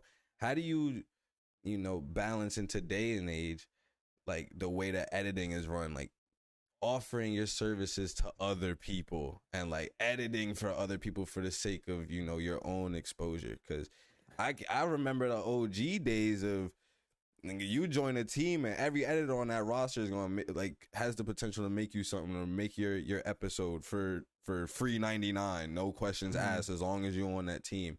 Now we in a day and age where every editor is looking for some bread. Like every content creator needs an editor too, but not every content creator's got the bread. And you know, you kind of brought up that you down to help people, you know. So how do you balance that to where you're trying to make sick content for yourself, but also editing for other people at the same time? So I use like editing as an opportunity to like kind of like how in like football and stuff they look back at footage from previous seasons to adapt. that's what I use my editing time as well. And so like having an opportunity to have the clips of all these pro players before they drop them or whatever, and actually getting to like look at them, I'm learning things about the game that I wouldn't learn normally because I'm literally breaking these things down. I'm looking them in slow motion and I'm trying to highlight certain things. And when I highlight those things, that I realize that like, oh, he did this to be in this position. You know what I mean? So one, I use it as an opportunity just to get better at the game. But two, like at the very beginning when I first started editing, um, a lot of the stuff that I do is for me simple. Like, and I don't want to sound like I got an ego or anything like that, but like editing really just comes naturally to me. Like I really don't. It's not like I sit here and I plan out the time and like no bullshit. I put the clip in and I just start going at it. And next thing you know, like 20 minutes have passed and my thing is done. And I'll show it to the client and they like it, and that's the goal, right? They like it. So I usually charge based on just how much time it takes. So if I'm only taking 20 minutes to edit, I'm not gonna charge you like $30 for the clip. Like that's just me being a dickhead, to be completely honest with you. I'll charge you like $10. And it's not that serious because most of the time the stuff that I'm editing is TikTok clips anyway. So it's like a 20-second, 30-second clip. So it's not that deep, right? But because of the stuff that I'm starting to create now, like I have like basically like a frame, like in the sense of like packages or essentially. So like if you just want a simple like, just subtitles, put the clip in the format, put a song on it, that's pretty simple. It's nothing deep. But like if you want me to make the shit that I'm being known for in terms of the sense of like when you like, and Jalen, you know this because like when I joined NorCal Rising, like not a lot of people really knew me. Like I dropped my stuff in the streams and stuff, and people would react and be like, "Yo, this shit's crazy." Yeah. But nobody really knew me. But then I just kept posting on Twitter. I just kept posting my edits on Twitter, and it just started to get traction to the point where like that's how like Frozone picked me up to like edit his clips and stuff. So I'd let them know that like, hey, if you want me to make something like where the clip starts in the TV and like that takes me time and effort, and that like you got to basically pay for that, to be completely honest. Because like outside of just like me thinking on what to do, like editing and just rendering on your PC, that wears your PC down. You know what I mean? And power consumption and things like that, just little nuances like that. So I just let them know like, hey, like I'm not at my own crib. I'm at my mom's crib, like, you know what I mean? And so like me doing this shit is obviously racking up the bills a little bit, and I gotta, and to be completely honest, I want to be an editor full time. Like I want to be one of those guys where like I wake up and I got videos to edit for everyone and just be doing my thing. Like, but I also need it to the point where like it's gotta like sustain me as a life. Like I gotta be able to pay bills and things like that. And that's like the hardest thing, like having to explain why you charge. Like it kind of sucks because you're basically explaining to someone why I'm good at something, and then why you should pay. It's like, you know what I mean? It's kind of a shitty feeling to like you always have to validate justify yourself more than the So- posts than you just being a already have content type creator. shit. Yeah, So because like go ahead. go for it. Yeah, no, you had a question? So when you, let's say you say you want to do it full time, right? So how would Yeah. you approach an organization with your services? Obviously, I've seen some of your work myself. It's nasty, but how would you approach an organization and say, "Hey, I'm looking, to be compensated, obviously." Yeah. But what would your price range and like what would it look like Well, if you were to approach an org? it would really depend on obviously the org and like the type of videos you're doing. So like a community video where you got multiple POVs, like that's gonna take a couple hours to make because I've already done that, Bro, I've right? done that. And you know that. Bro, So like I gotta let people know like that's like that's a 3-4 hour job sometimes, especially if you're trying to make it entertaining, you're trying to color grade everything, making sure like everything's good, it's viewable, right? Like you got to basically pay for that, like. And so I just got to let people like, and so it really depends. So like if you just want me to be on the org for TikTok editing services where like you got like 4 or 5 guys and like they all have content, it's just like I just basically explain it in a sense of time, right? And a real life job. So in a real life job, if you were expected, like if your task takes you 3, 4, 5 hours to do, right? That's a lot of time. Right? And so you should be, in my opinion, paid for that amount of time. But a lot of the times, to be completely honest, these content creators don't have a content plan in the sense of like, hey, I want my clips to be like this, every single time. put the load out. A lot of these guys are just like, they just give me a video and just say, hey, go for it. And so I charge based off that sense, in the sense of like, sometimes I gotta sit here for a second, and actually not a second obviously, but like I gotta sit here as I'm editing your clip. Like I've edited some content creators clips like 3, 4, 5 times over because I don't like it, because I have to remake it because I'm like, this is not That entertaining, shit or like, happens.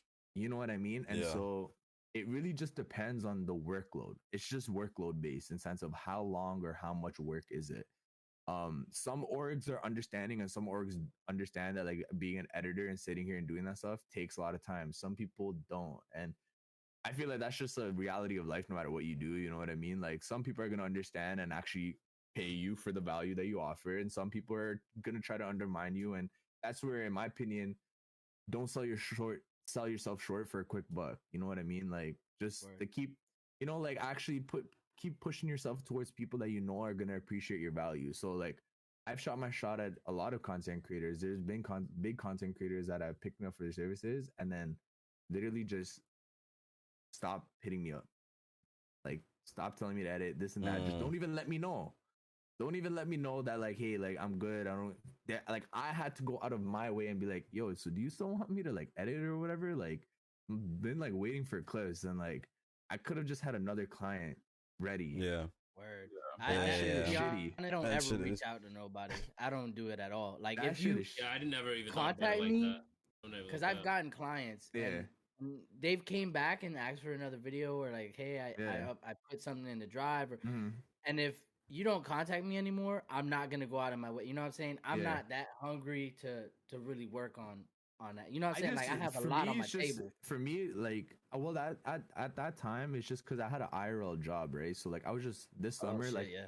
I was just working every day, so I was really like trying to make my time for some of these creators to make sure that I could edit their stuff. So like, when the time would come around for me to edit, I'd just be like, I'd check their stuff, and they'd be like, there's nothing really new there, so I wouldn't really get cheese. I'd just go and be like, all right, fuck it. I'm gonna just go work on my own shit. But after a period of time, I'm like, okay, but I'm trying to make this my business. So I just gotta hit this person up and be like, yo, what's good? Just for the sake of like, because I was also just talking to one of my homies, like my mod and stuff, and he was just like, yo, just hit them up and just ask them what's good. And I was like, it doesn't really hurt. Like, and it's not like I came in like an aggressive way, like, yo, what's good? What the fuck? And then I was just like, hey, do you still want me to edit? If not, I'm just gonna go try to get some other clients. But if you ever need my services, or like if you ever need me to edit, just let me know. Just hit me up, and I'll see if I have time for it.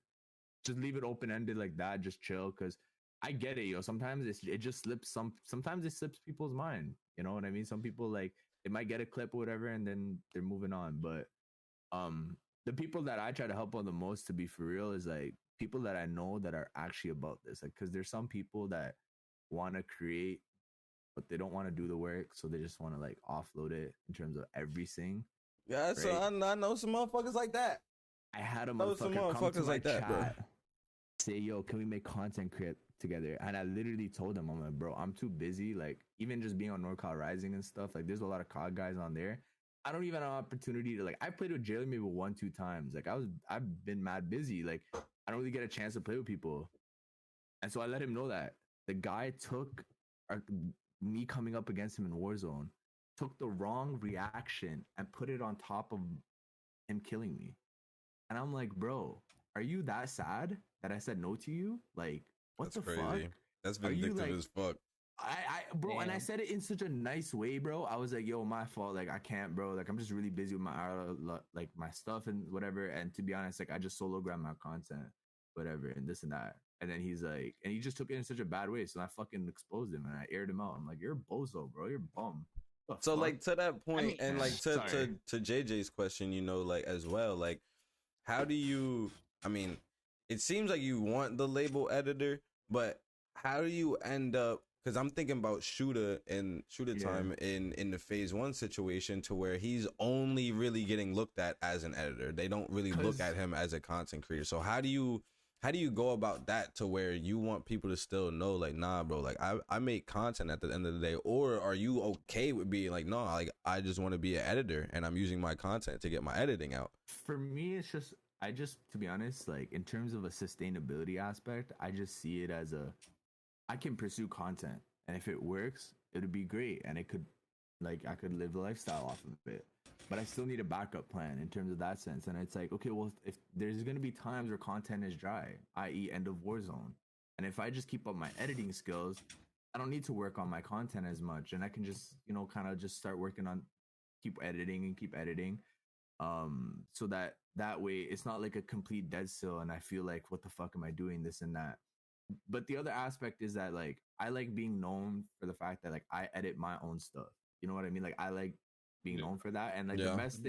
the best way that I could explain is, like, Jalen, if you ever watch my like playing TTV videos, like, they're clips, but they're not the craziest clip, but they're entertaining because of the way I edited it all together. And that's just the point that I try to make to anybody, is that, like, don't feel like you need to be the most cracked player. If you just learn how to edit your content in an entertaining way, you can still succeed, right? Do you ever feel though like that certain creators though won't really want to fuck with you on a creator level, but will only fuck with you on an editor level? Like, do you ever feel like you'll ever run into that block where it's like, yo, I want to run a Warzone game with X, Y, and Z, and they're like, nah, I want you to edit my Warzone clip. Like, do you ever feel like you would? Okay. I'm peoples that I want to play Warzone with anyways, and I've learned already, like, by playing with my clients, that sometimes it's just not that vibe. Like, to be completely honest with you, I've played with like bigger content creators while they're on stream, and most of the time they're just entertaining their own stream anyways, right? So like, you're not really playing with them, you know what I mean, in that sense. So like, if I'm really trying to run games with the creator because I want to fuck with them, I'm probably gonna try to run it off stream type shit. Cause like, yeah, I've seen a couple of your collabs. Like, Yeah. I've seen you and Borrow play with like a couple people who do, name my name and whatnot. But I wasn't really like thinking that, like, it was a crazy collab when I was looking at it, and I was like, yo, this looks big. But then, like, it wasn't as organic, and shit didn't flow as much as it was supposed to, and I was like, could have done without it. The best person that I could say that I work with that's awesome is Frozone. That guy, like, absolute W. Because the way that worked was, I got into a game with him, and I saw his name, and I'm like, there's no way this is you, right? So I was just like, yo, Fro, is that you? He's like, yeah. And like, I just fucked with Frozone because before I ever played like COD like that, I was on a thing before I ever like create content. Like, I watched Frozone was like the first guy that did killing TTV videos. I just enjoyed his content. Like, he's a nasty KBMer. Like, his clips look like he plays controller sometimes. No bullshit. So when I got into a game with them, I'm just like, yo, it's gonna be a crazy game, and I fucking locked it in, right? And it was a sick game, sick ending, whatever. And I had one kill less than him. And that's when it fucking hit in my head. I'm like, bruh, this guy literally competes in the biggest Warzone tournaments. And like, maybe if he wasn't taking it like that, maybe if he took it a little bit more serious, but like, I could have, like, the fact that I was keeping up with him, that threw me back. I was like, what the fuck, bro? Yeah. Like, I just kept up with this guy.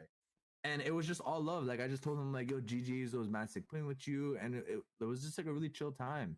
And then time goes by, and he followed me on Twitter, and then that's when he just hit me up. He's like, yo, I've seen your edits, this and that. Another person is Jinsu. So like, I'm gonna work on his killing TTV video. And he's just another person that's absolutely like chill, like super chill. And he literally just hit me up and he's like, yo, your edits are super fire. And I ran games with him too, and he was super chill. Like, he was just a cool guy. And like, I couldn't keep up with him. I'll be completely honest. Ran 1v1s. That guy put me in a fucking pack. I have never been disrespected so bad. But I didn't care, to be completely honest, because I'm just like, yo, this guy's a cool dude. He's better than me. And I like to surround myself with people that are better than me because it just makes me want to get to their level, to be completely honest. So I just...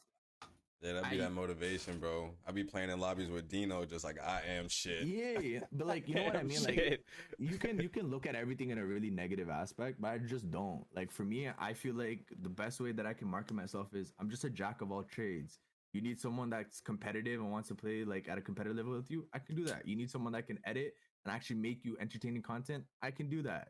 You know what I mean? Like, and that's just what I want to be known for, to be completely honest with you. Just like that guy that can just, if you need something done. Yeah, literally. Yeah, like if you just need something done, I can get it done. To be completely honest, if I could make editing a full-time job and I didn't have to make content as much, that'd be completely fine with me too, to be fair. Okay, he knows his role. I genuinely love editing. To be completely fair, like, once I put myself into editing and tried to learn how to create like good content, that's when I gained my traction, and it just made me love this game like even more. And like, bro, like, I made a clip where fucking pulled up a gamepad in Warzone and Naruto started playing. I think I remember that shit, bro. I think I remember that shit, hard. bro. But like, That shit who's was trying to fire. do That's that hard, type of come on. shit? Who's trying to do that type of shit? You know what I mean? Like, and it didn't blow up or anything, but I just had so much fun making it, and it hit the community. And when I know certain people fuck with it, like that's, and I said this a while ago, like I like that my growth is slow and steady because I just it makes me appreciate every single person that does fuck with my shit even more. I would hate to just blow all the way up because I feel like I would like it would just get to my head and I'll just disregard like a lot of the things that makes me me. This growth, the slow editor, like content creator growth, is just like it just makes me appreciate everything way more and just makes me want it more. You know what I mean? So I don't feel burnt out. Like I've seen big content creators burn out. Like P Rose, he got announced Happens for a lot. days and he still hasn't put out a video. Yeah. Majin, Yeah. Majin, are you mobile? Like, are you able to like move around? What do you mean? Like, if you got an editing opportunity, would you be able to edit like on site somewhere or no? I'm in Canada, so like it.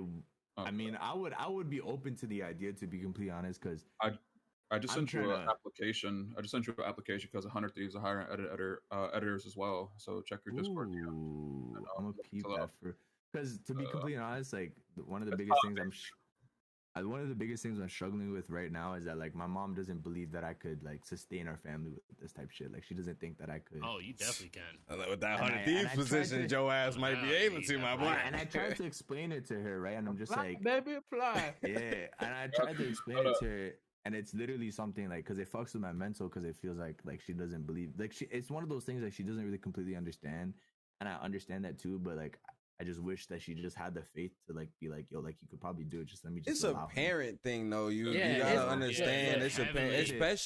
especially Heavy. like we all got them POC, so we all understand Yeah. the struggles of like what our parents had to go through, and a lot of Real. times what your parent tried to do in setting you up is allow you to have certain securities and set your life up so that you could get to that security. And when they see you For kind of sure. veering away from that, it's not that they don't believe in you, but they nervousness. scared that I might not be able to fucking keep why keep I've, up. like, Whoop, whoop, been whoop. Is that there's really no true Patiently. security behind So it. a lot That's of what it, they worry and you hear so that a much. lot from creators, bro. A lot of times creators is like, bro, like I just took my mom that first big check and she was like, yeah, all right, we good. You feel me? Like, but a lot of Like, creators, No. If I That could show my fam that, then it's like, all right. That don't happen all the time. Yo. I feel they like I don't could get happen all the time, though. Listen, They really now hear me don't. out. I feel like I could get my mom. I give my mom a $20,000 check, right? 2 days later, boy, you need to stop playing them damn video games.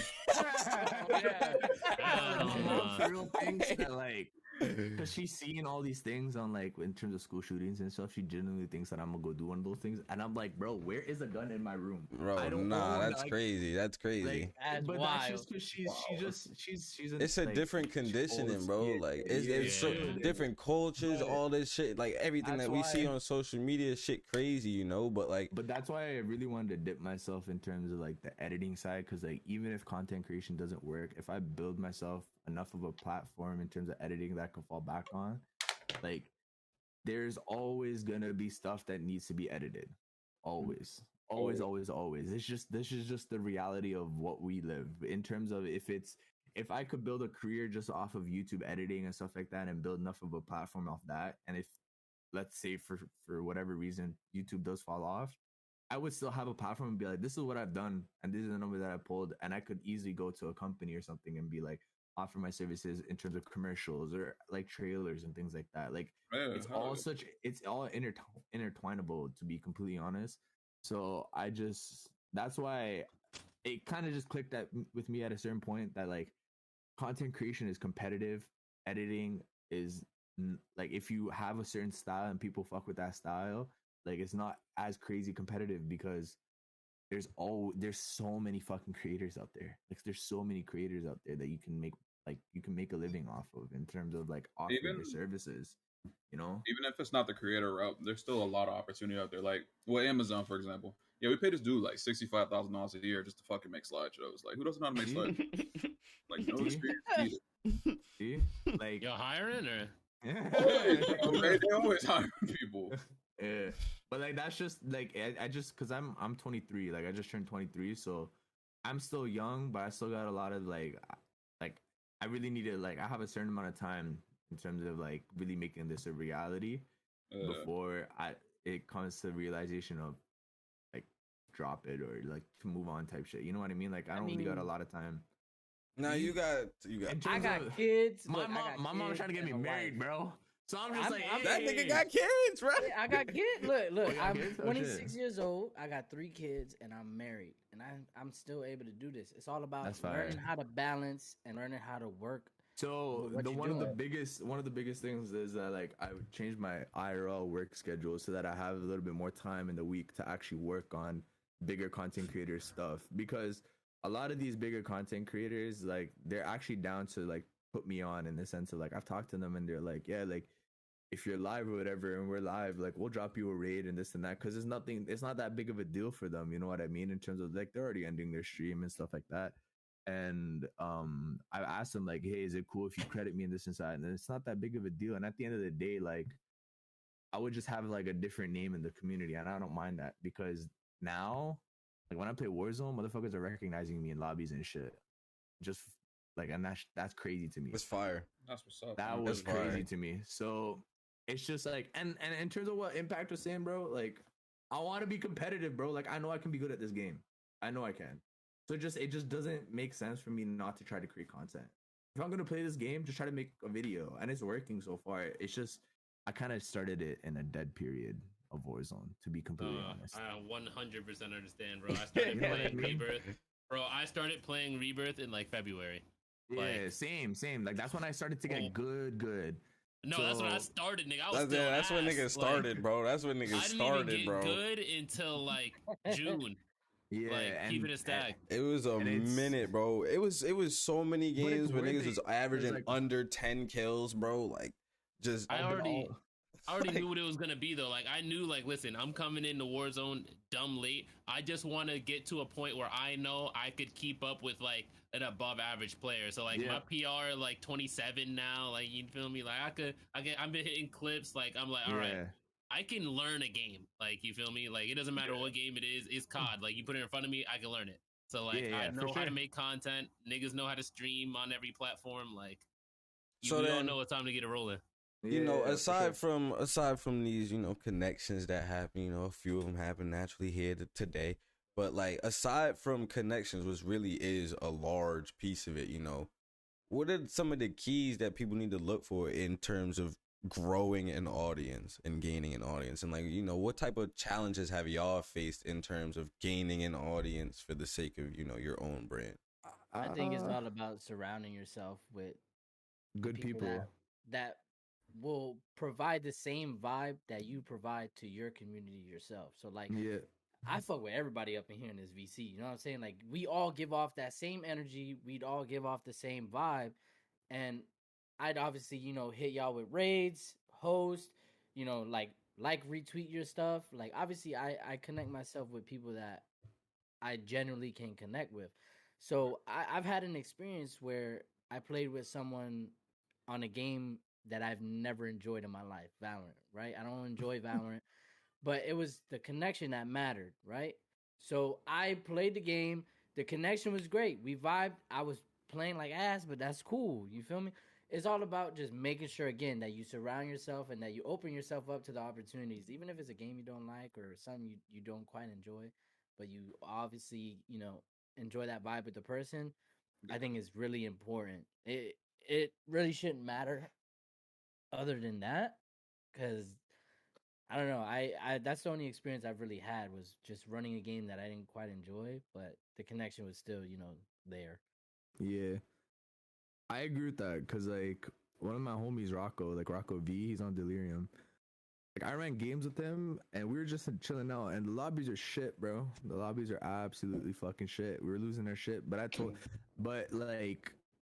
told him, and we were getting like server disconnects and whatever, so we just he kind of ended his stream. But even after, when we were playing, like it was just a vibe, and I was just telling them that, like, bro, sometimes the game is just gonna be shit, but if you just have some good people with you and you guys just joke around and you fuck around or whatever, like you can still make some content. You guys can still have a good time, bro. You know what I mean? Like, and like I have my moments where I pop off, then I have my moments where I fucking lose my shit, but I just use that as an opportunity to entertain people. To be, but I see, I've definitely seen a lot of groups, I've been a part of groups where vibe might be right, but content not there. So besides the connection, you know, like what are the important things that people like besides who's around you? Like what's gonna get your content out there? Like, Yo, listen, this is gonna sound corny as hell, but after like experiments with like SEO and like hard focusing on Yep. learning like, algorithms and shit, bro, consistency is the wave. Yep. YouTube will reward you just for trying to do it, bro. Like they will He's not wrong. Yeah. like with YouTube, the way the YouTube algorithm works is like they try and find you an audience. They'll put it inside an area. If it doesn't hit, cool. You do it again, they'll try it somewhere else. If it doesn't work here, they'll try it in between spot. You do it some more, they'll find, because regardless of what you are, what you like, who you are, what you do, there's somebody out there that's gonna like what you put out. I say that to everybody. There's an audience for everyone. You just gotta keep trying. Like I didn't work on Cold War, so I went to Warzone. It didn't work completely, and I just kept doing it, and then look, like I ended up joining like NorCal Rising and stuff. I met Whojaylen. Like I just met a lot of people. I ended up meeting people. Like one of the biggest ones for me was I got Optic Sebas to follow. Like he followed me back on Twitter.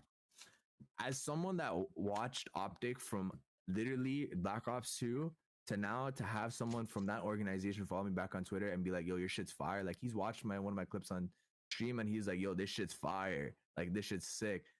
Bro, I was ecstatic. I wanted to fucking punch a hole in my wall. All right. Same thing with Mutex. I had Mutex watch like one of my Naruto clips. Bro, he made his girl watch it. His girlfriend watch it. That's real as fuck. And his girl was like, yo, this shit is hot. Like this shit is sick. And like just hearing those like validations of like, yo, this shit's fire. That's just enough for me. And I'm like, all right, I'm gonna keep going. And sometimes like, even though you make these connects and stuff and people will fuck with you, bro, like I said before, it is very individual. Like it's an individual like journey.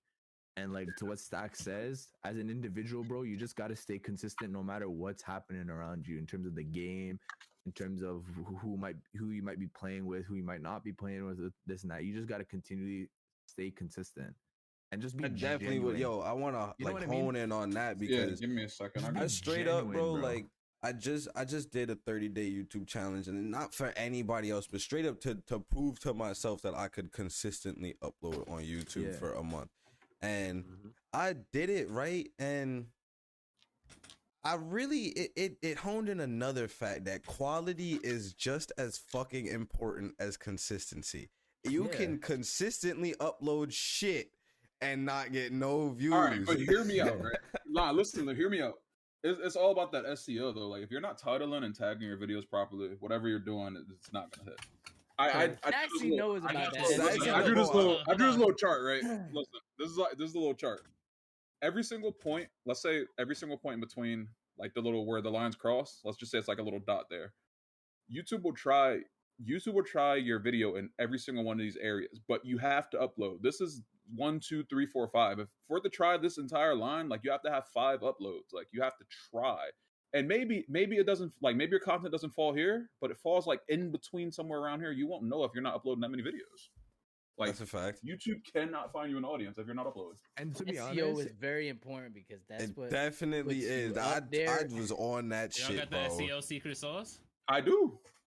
Oh, we yes, got to have sir. a talk. Yeah, niggas gonna have to link. Because I've been studying. I've been also studying like heavy on the tags, titling, description, like keywords, like bro. heavy. Yes, So, yes. like, I would spend more time uploading the video than I would on the video.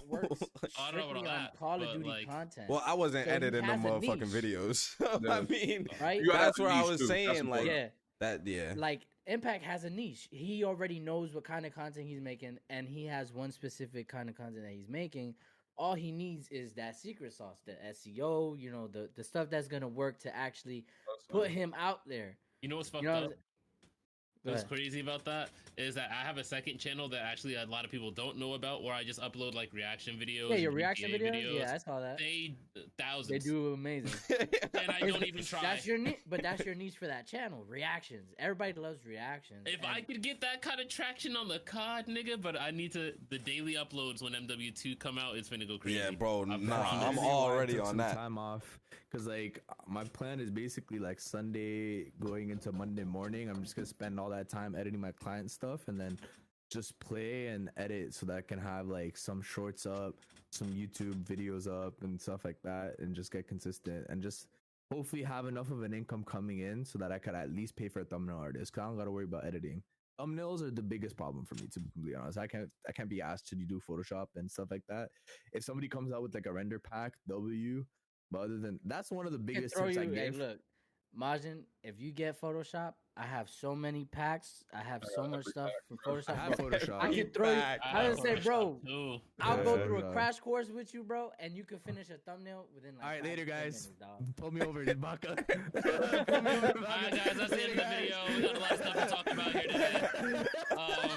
You guys want to leave a like, leave a comment, say do it again. I'm a scam artist. I got what I needed. All right, easy. Yo. Nah, fuck. This shit about to be like my first goddamn hour upload type shit. Hour and a half upload, but I definitely like love this shit. I'm not gonna lie. I think I'm Another thing I that I just tell did that people- little month thing. You feel me? That little month challenge, and it really made me want to start doing like these type of videos more, where I can sit down and talk, and where I don't necessarily have to edit this like crazy and put effects on it, but it allows me to be in that almost podcast space to where somebody could just put this on in the background and fucking listen, or you know, creators that follow any of us can put this on and be like, oh, this is what X, Y, and Z went through. You feel me? And that might be the lane for me, you know, and I had them 30 videos to try them different algorithms and whatnot, but this might be that 31st video, you know, type shit. And, you know, going forward with just, you know, honing in on putting quality in your ideas as well. Like, even if you don't, you know, have the ability to reach quality in editing, put the quality in the idea, put the quality in the energy. You feel me? Like, Literally. quality and consistency, QC, quality and consistency. You feel me? You need both of them shits. You feel me? Because I've seen people hit clips every day and post clips every day, but they don't do anything with it, so it never hits. You feel me? And I've seen people try and do that with no personality or no type of extraness for any type of entertainment value, and it doesn't hit. And I've seen the opposite, to where people just want to try and be entertaining and force jokes and this, that, and the third, and it's not hitting as well because I don't give a fuck about the rest of the shit going on. You feel me? So there definitely has to be that like healthy balance in your work ethic, to be like, I care about doing this every day, but I care about doing this every other day, but I also care about hitting this metric for quality every single fucking day. Like, I think that mixture will really hit. Another thing I would say is, like, honestly, one of the biggest things that I kind of neglected is like your physical health, bro. When you neglect your physical health and then like try to be doing this shit and it doesn't work, like it's just like a double-edged sword. It's, bro. Like, swear to so God, shitty. Yeah. Swear So like, to my God. biggest thing is like, cause like this is something Bad that I'm gonna start position, working on right now, cause like I've neglected the gym so bad. So literally starting Monday, that's another reason why I took so much. Like I took like 3 days. Like I opened up my schedule. It's cause I want to get back into the gym, because when you're physically, the thing that the gym was perfect for me was like, I could be having a shitty day, bro, but knowing that I'm going to the gym, spending an hour just on me to get me better so that I can take tomorrow on in a different way, like that will help. So you could go to the gym, let out all your frustration in terms of whatever your content, and who knows, while you're in the gym, a content idea could hit you right there, right then. Yeah. Oh, maybe I should go do this and that. It might get you excited. It'll just put you in a place where like, at least you're not neglecting everything in life, bro. At least you have your physical health, and your physical health plays with the mental health so much too, man. Like, You would be pissed at some shit. You know how Yeah. unpissed you'd be after you lift 145 pounds? yeah, No, you're good. unpissed you'd be after you do 10 pull-ups. Like, Facts, bro. that Chill, shit you kill chilling. it, bro. Working on It's the a gym natural heavy. anti. Bro, I did Exactly, that, bro. like, bro, I implemented that into streaming too. I've got a channel reward points where it's make me do 10 push-ups. I done had nights them niggas make me do 120 push-ups and shit. I'm like, fuck y'all, but it done helped me out in the long run. You know what I'm saying? And then I got a pull-up bar like in the house that's like on one of the little door frames and shit. So I have a little rule that every time I pass it, just do 5 or some shit like that. You know what I'm saying? Yeah. So damn, somebody just told me to do 10 push-ups right now. Shit, 20 push-ups right now. All right, you know what? That shit happening after this. But after this, but you know, that shit really does, like, it helps if you can blend that shit too. Because we spend a lot of time at these computers. Like, when you have to stream and edit and upload and make your tweets, you might fuck around, be at your desk for 12 hours straight and not even realize it. Some fucking takeout. And then you order some takeout. I done had days where I have less than 2,000 steps, bro. Like, I done walked to the bathroom 5 times and that be it, and walk to the kitchen for the water. Like, that be it. Like, you're right. I gotta get back in the gym, bro. So it'd be like them little things, like, all right, maybe I ain't stepped today, but chat made me do 30 push-ups, so I done burnt at least a little calories. Every time I walk to the kitchen for a snack, I did 5 pull-ups, you feel me? And that shit'll add up.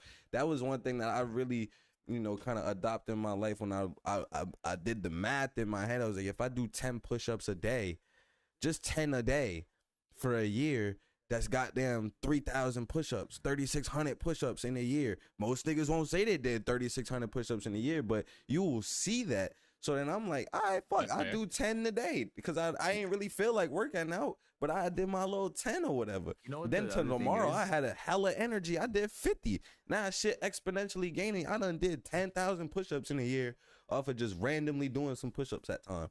So like that shit is beneficial. Like, in terms of a routine, bro, it just helps you. Like, imagine like every day you just wake up, first thing you do, get the gym out of the way.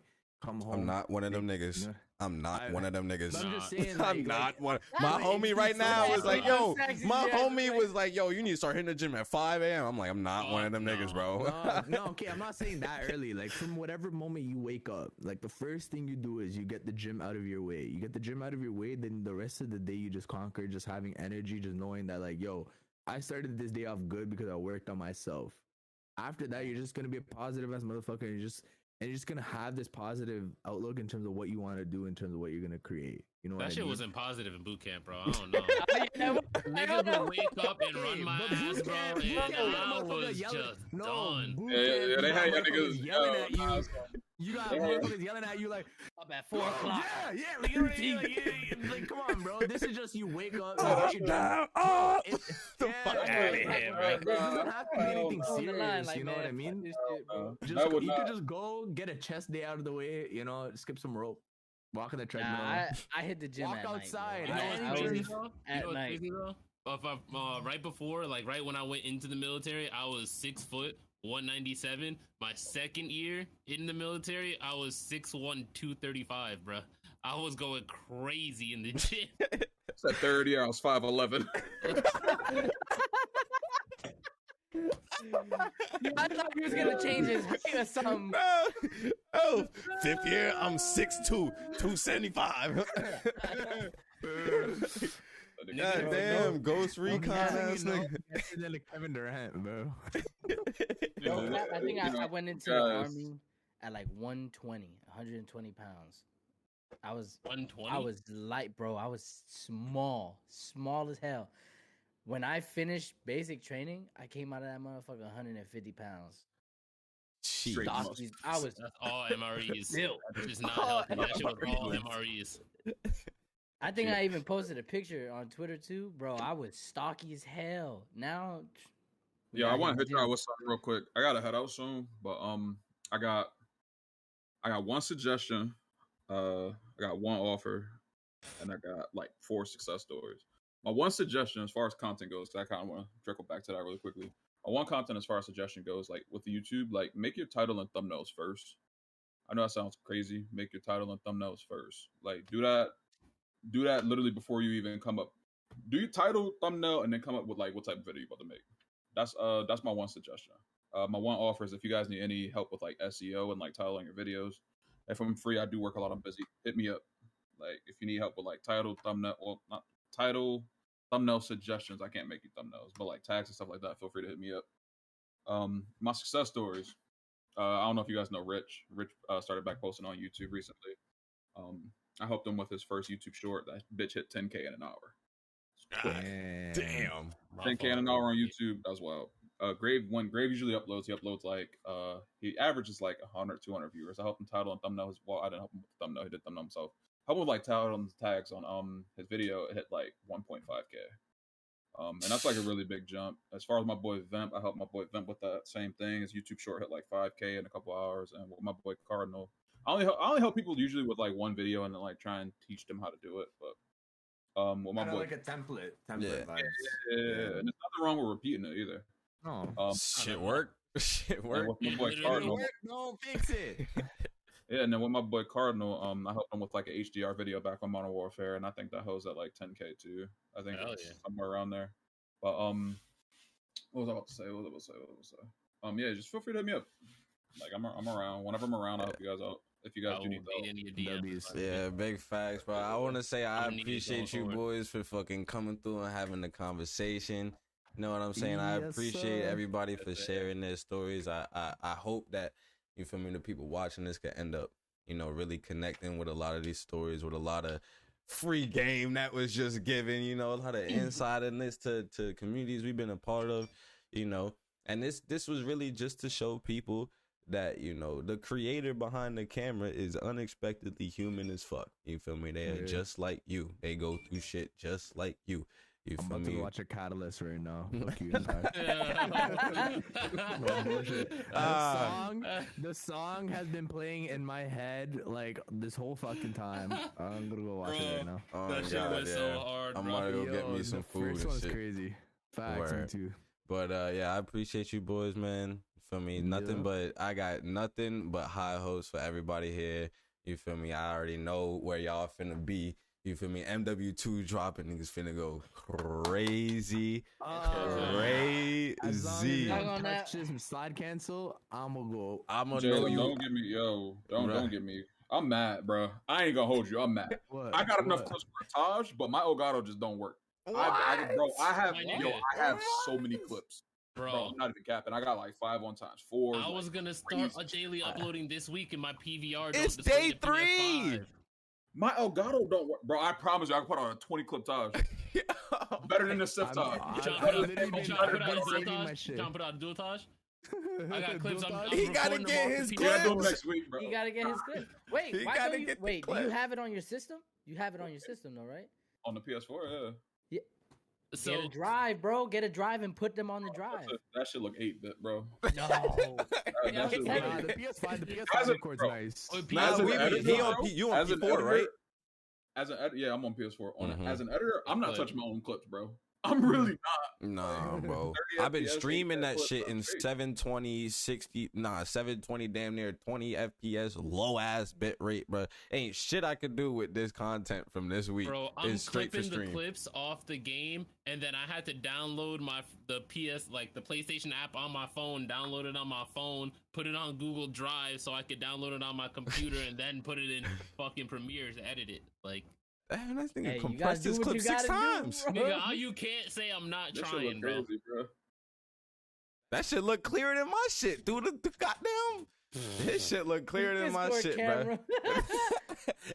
Damn, that shit look crazy.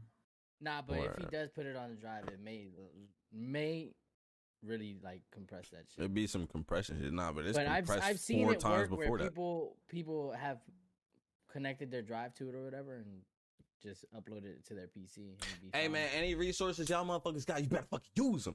If you got the way, use the way. You know what I'm saying? Anyway, get the content out there. You feel me? Not if you trying to put the shit in the edit, because this fucking standards. The editors, they like to see the goddamn 60 FPS, because then when you slow mo the shit, they got all the frames and it be coming out nice and crispy and shit, and the kill feed be cute and all that in the third. Hand a motherfucker 30 FPS clip, he liable to not want to edit your shit. You understand? So pick and choose, but get your content out there in some type of fashion. You know what I'm saying? But, that was it. We had a great talk today. I appreciate you boys. You feel me? I'm finna make some food. Finna hop on this fucking beta. It go crazy. Already finished my food. I might hop on the beta too.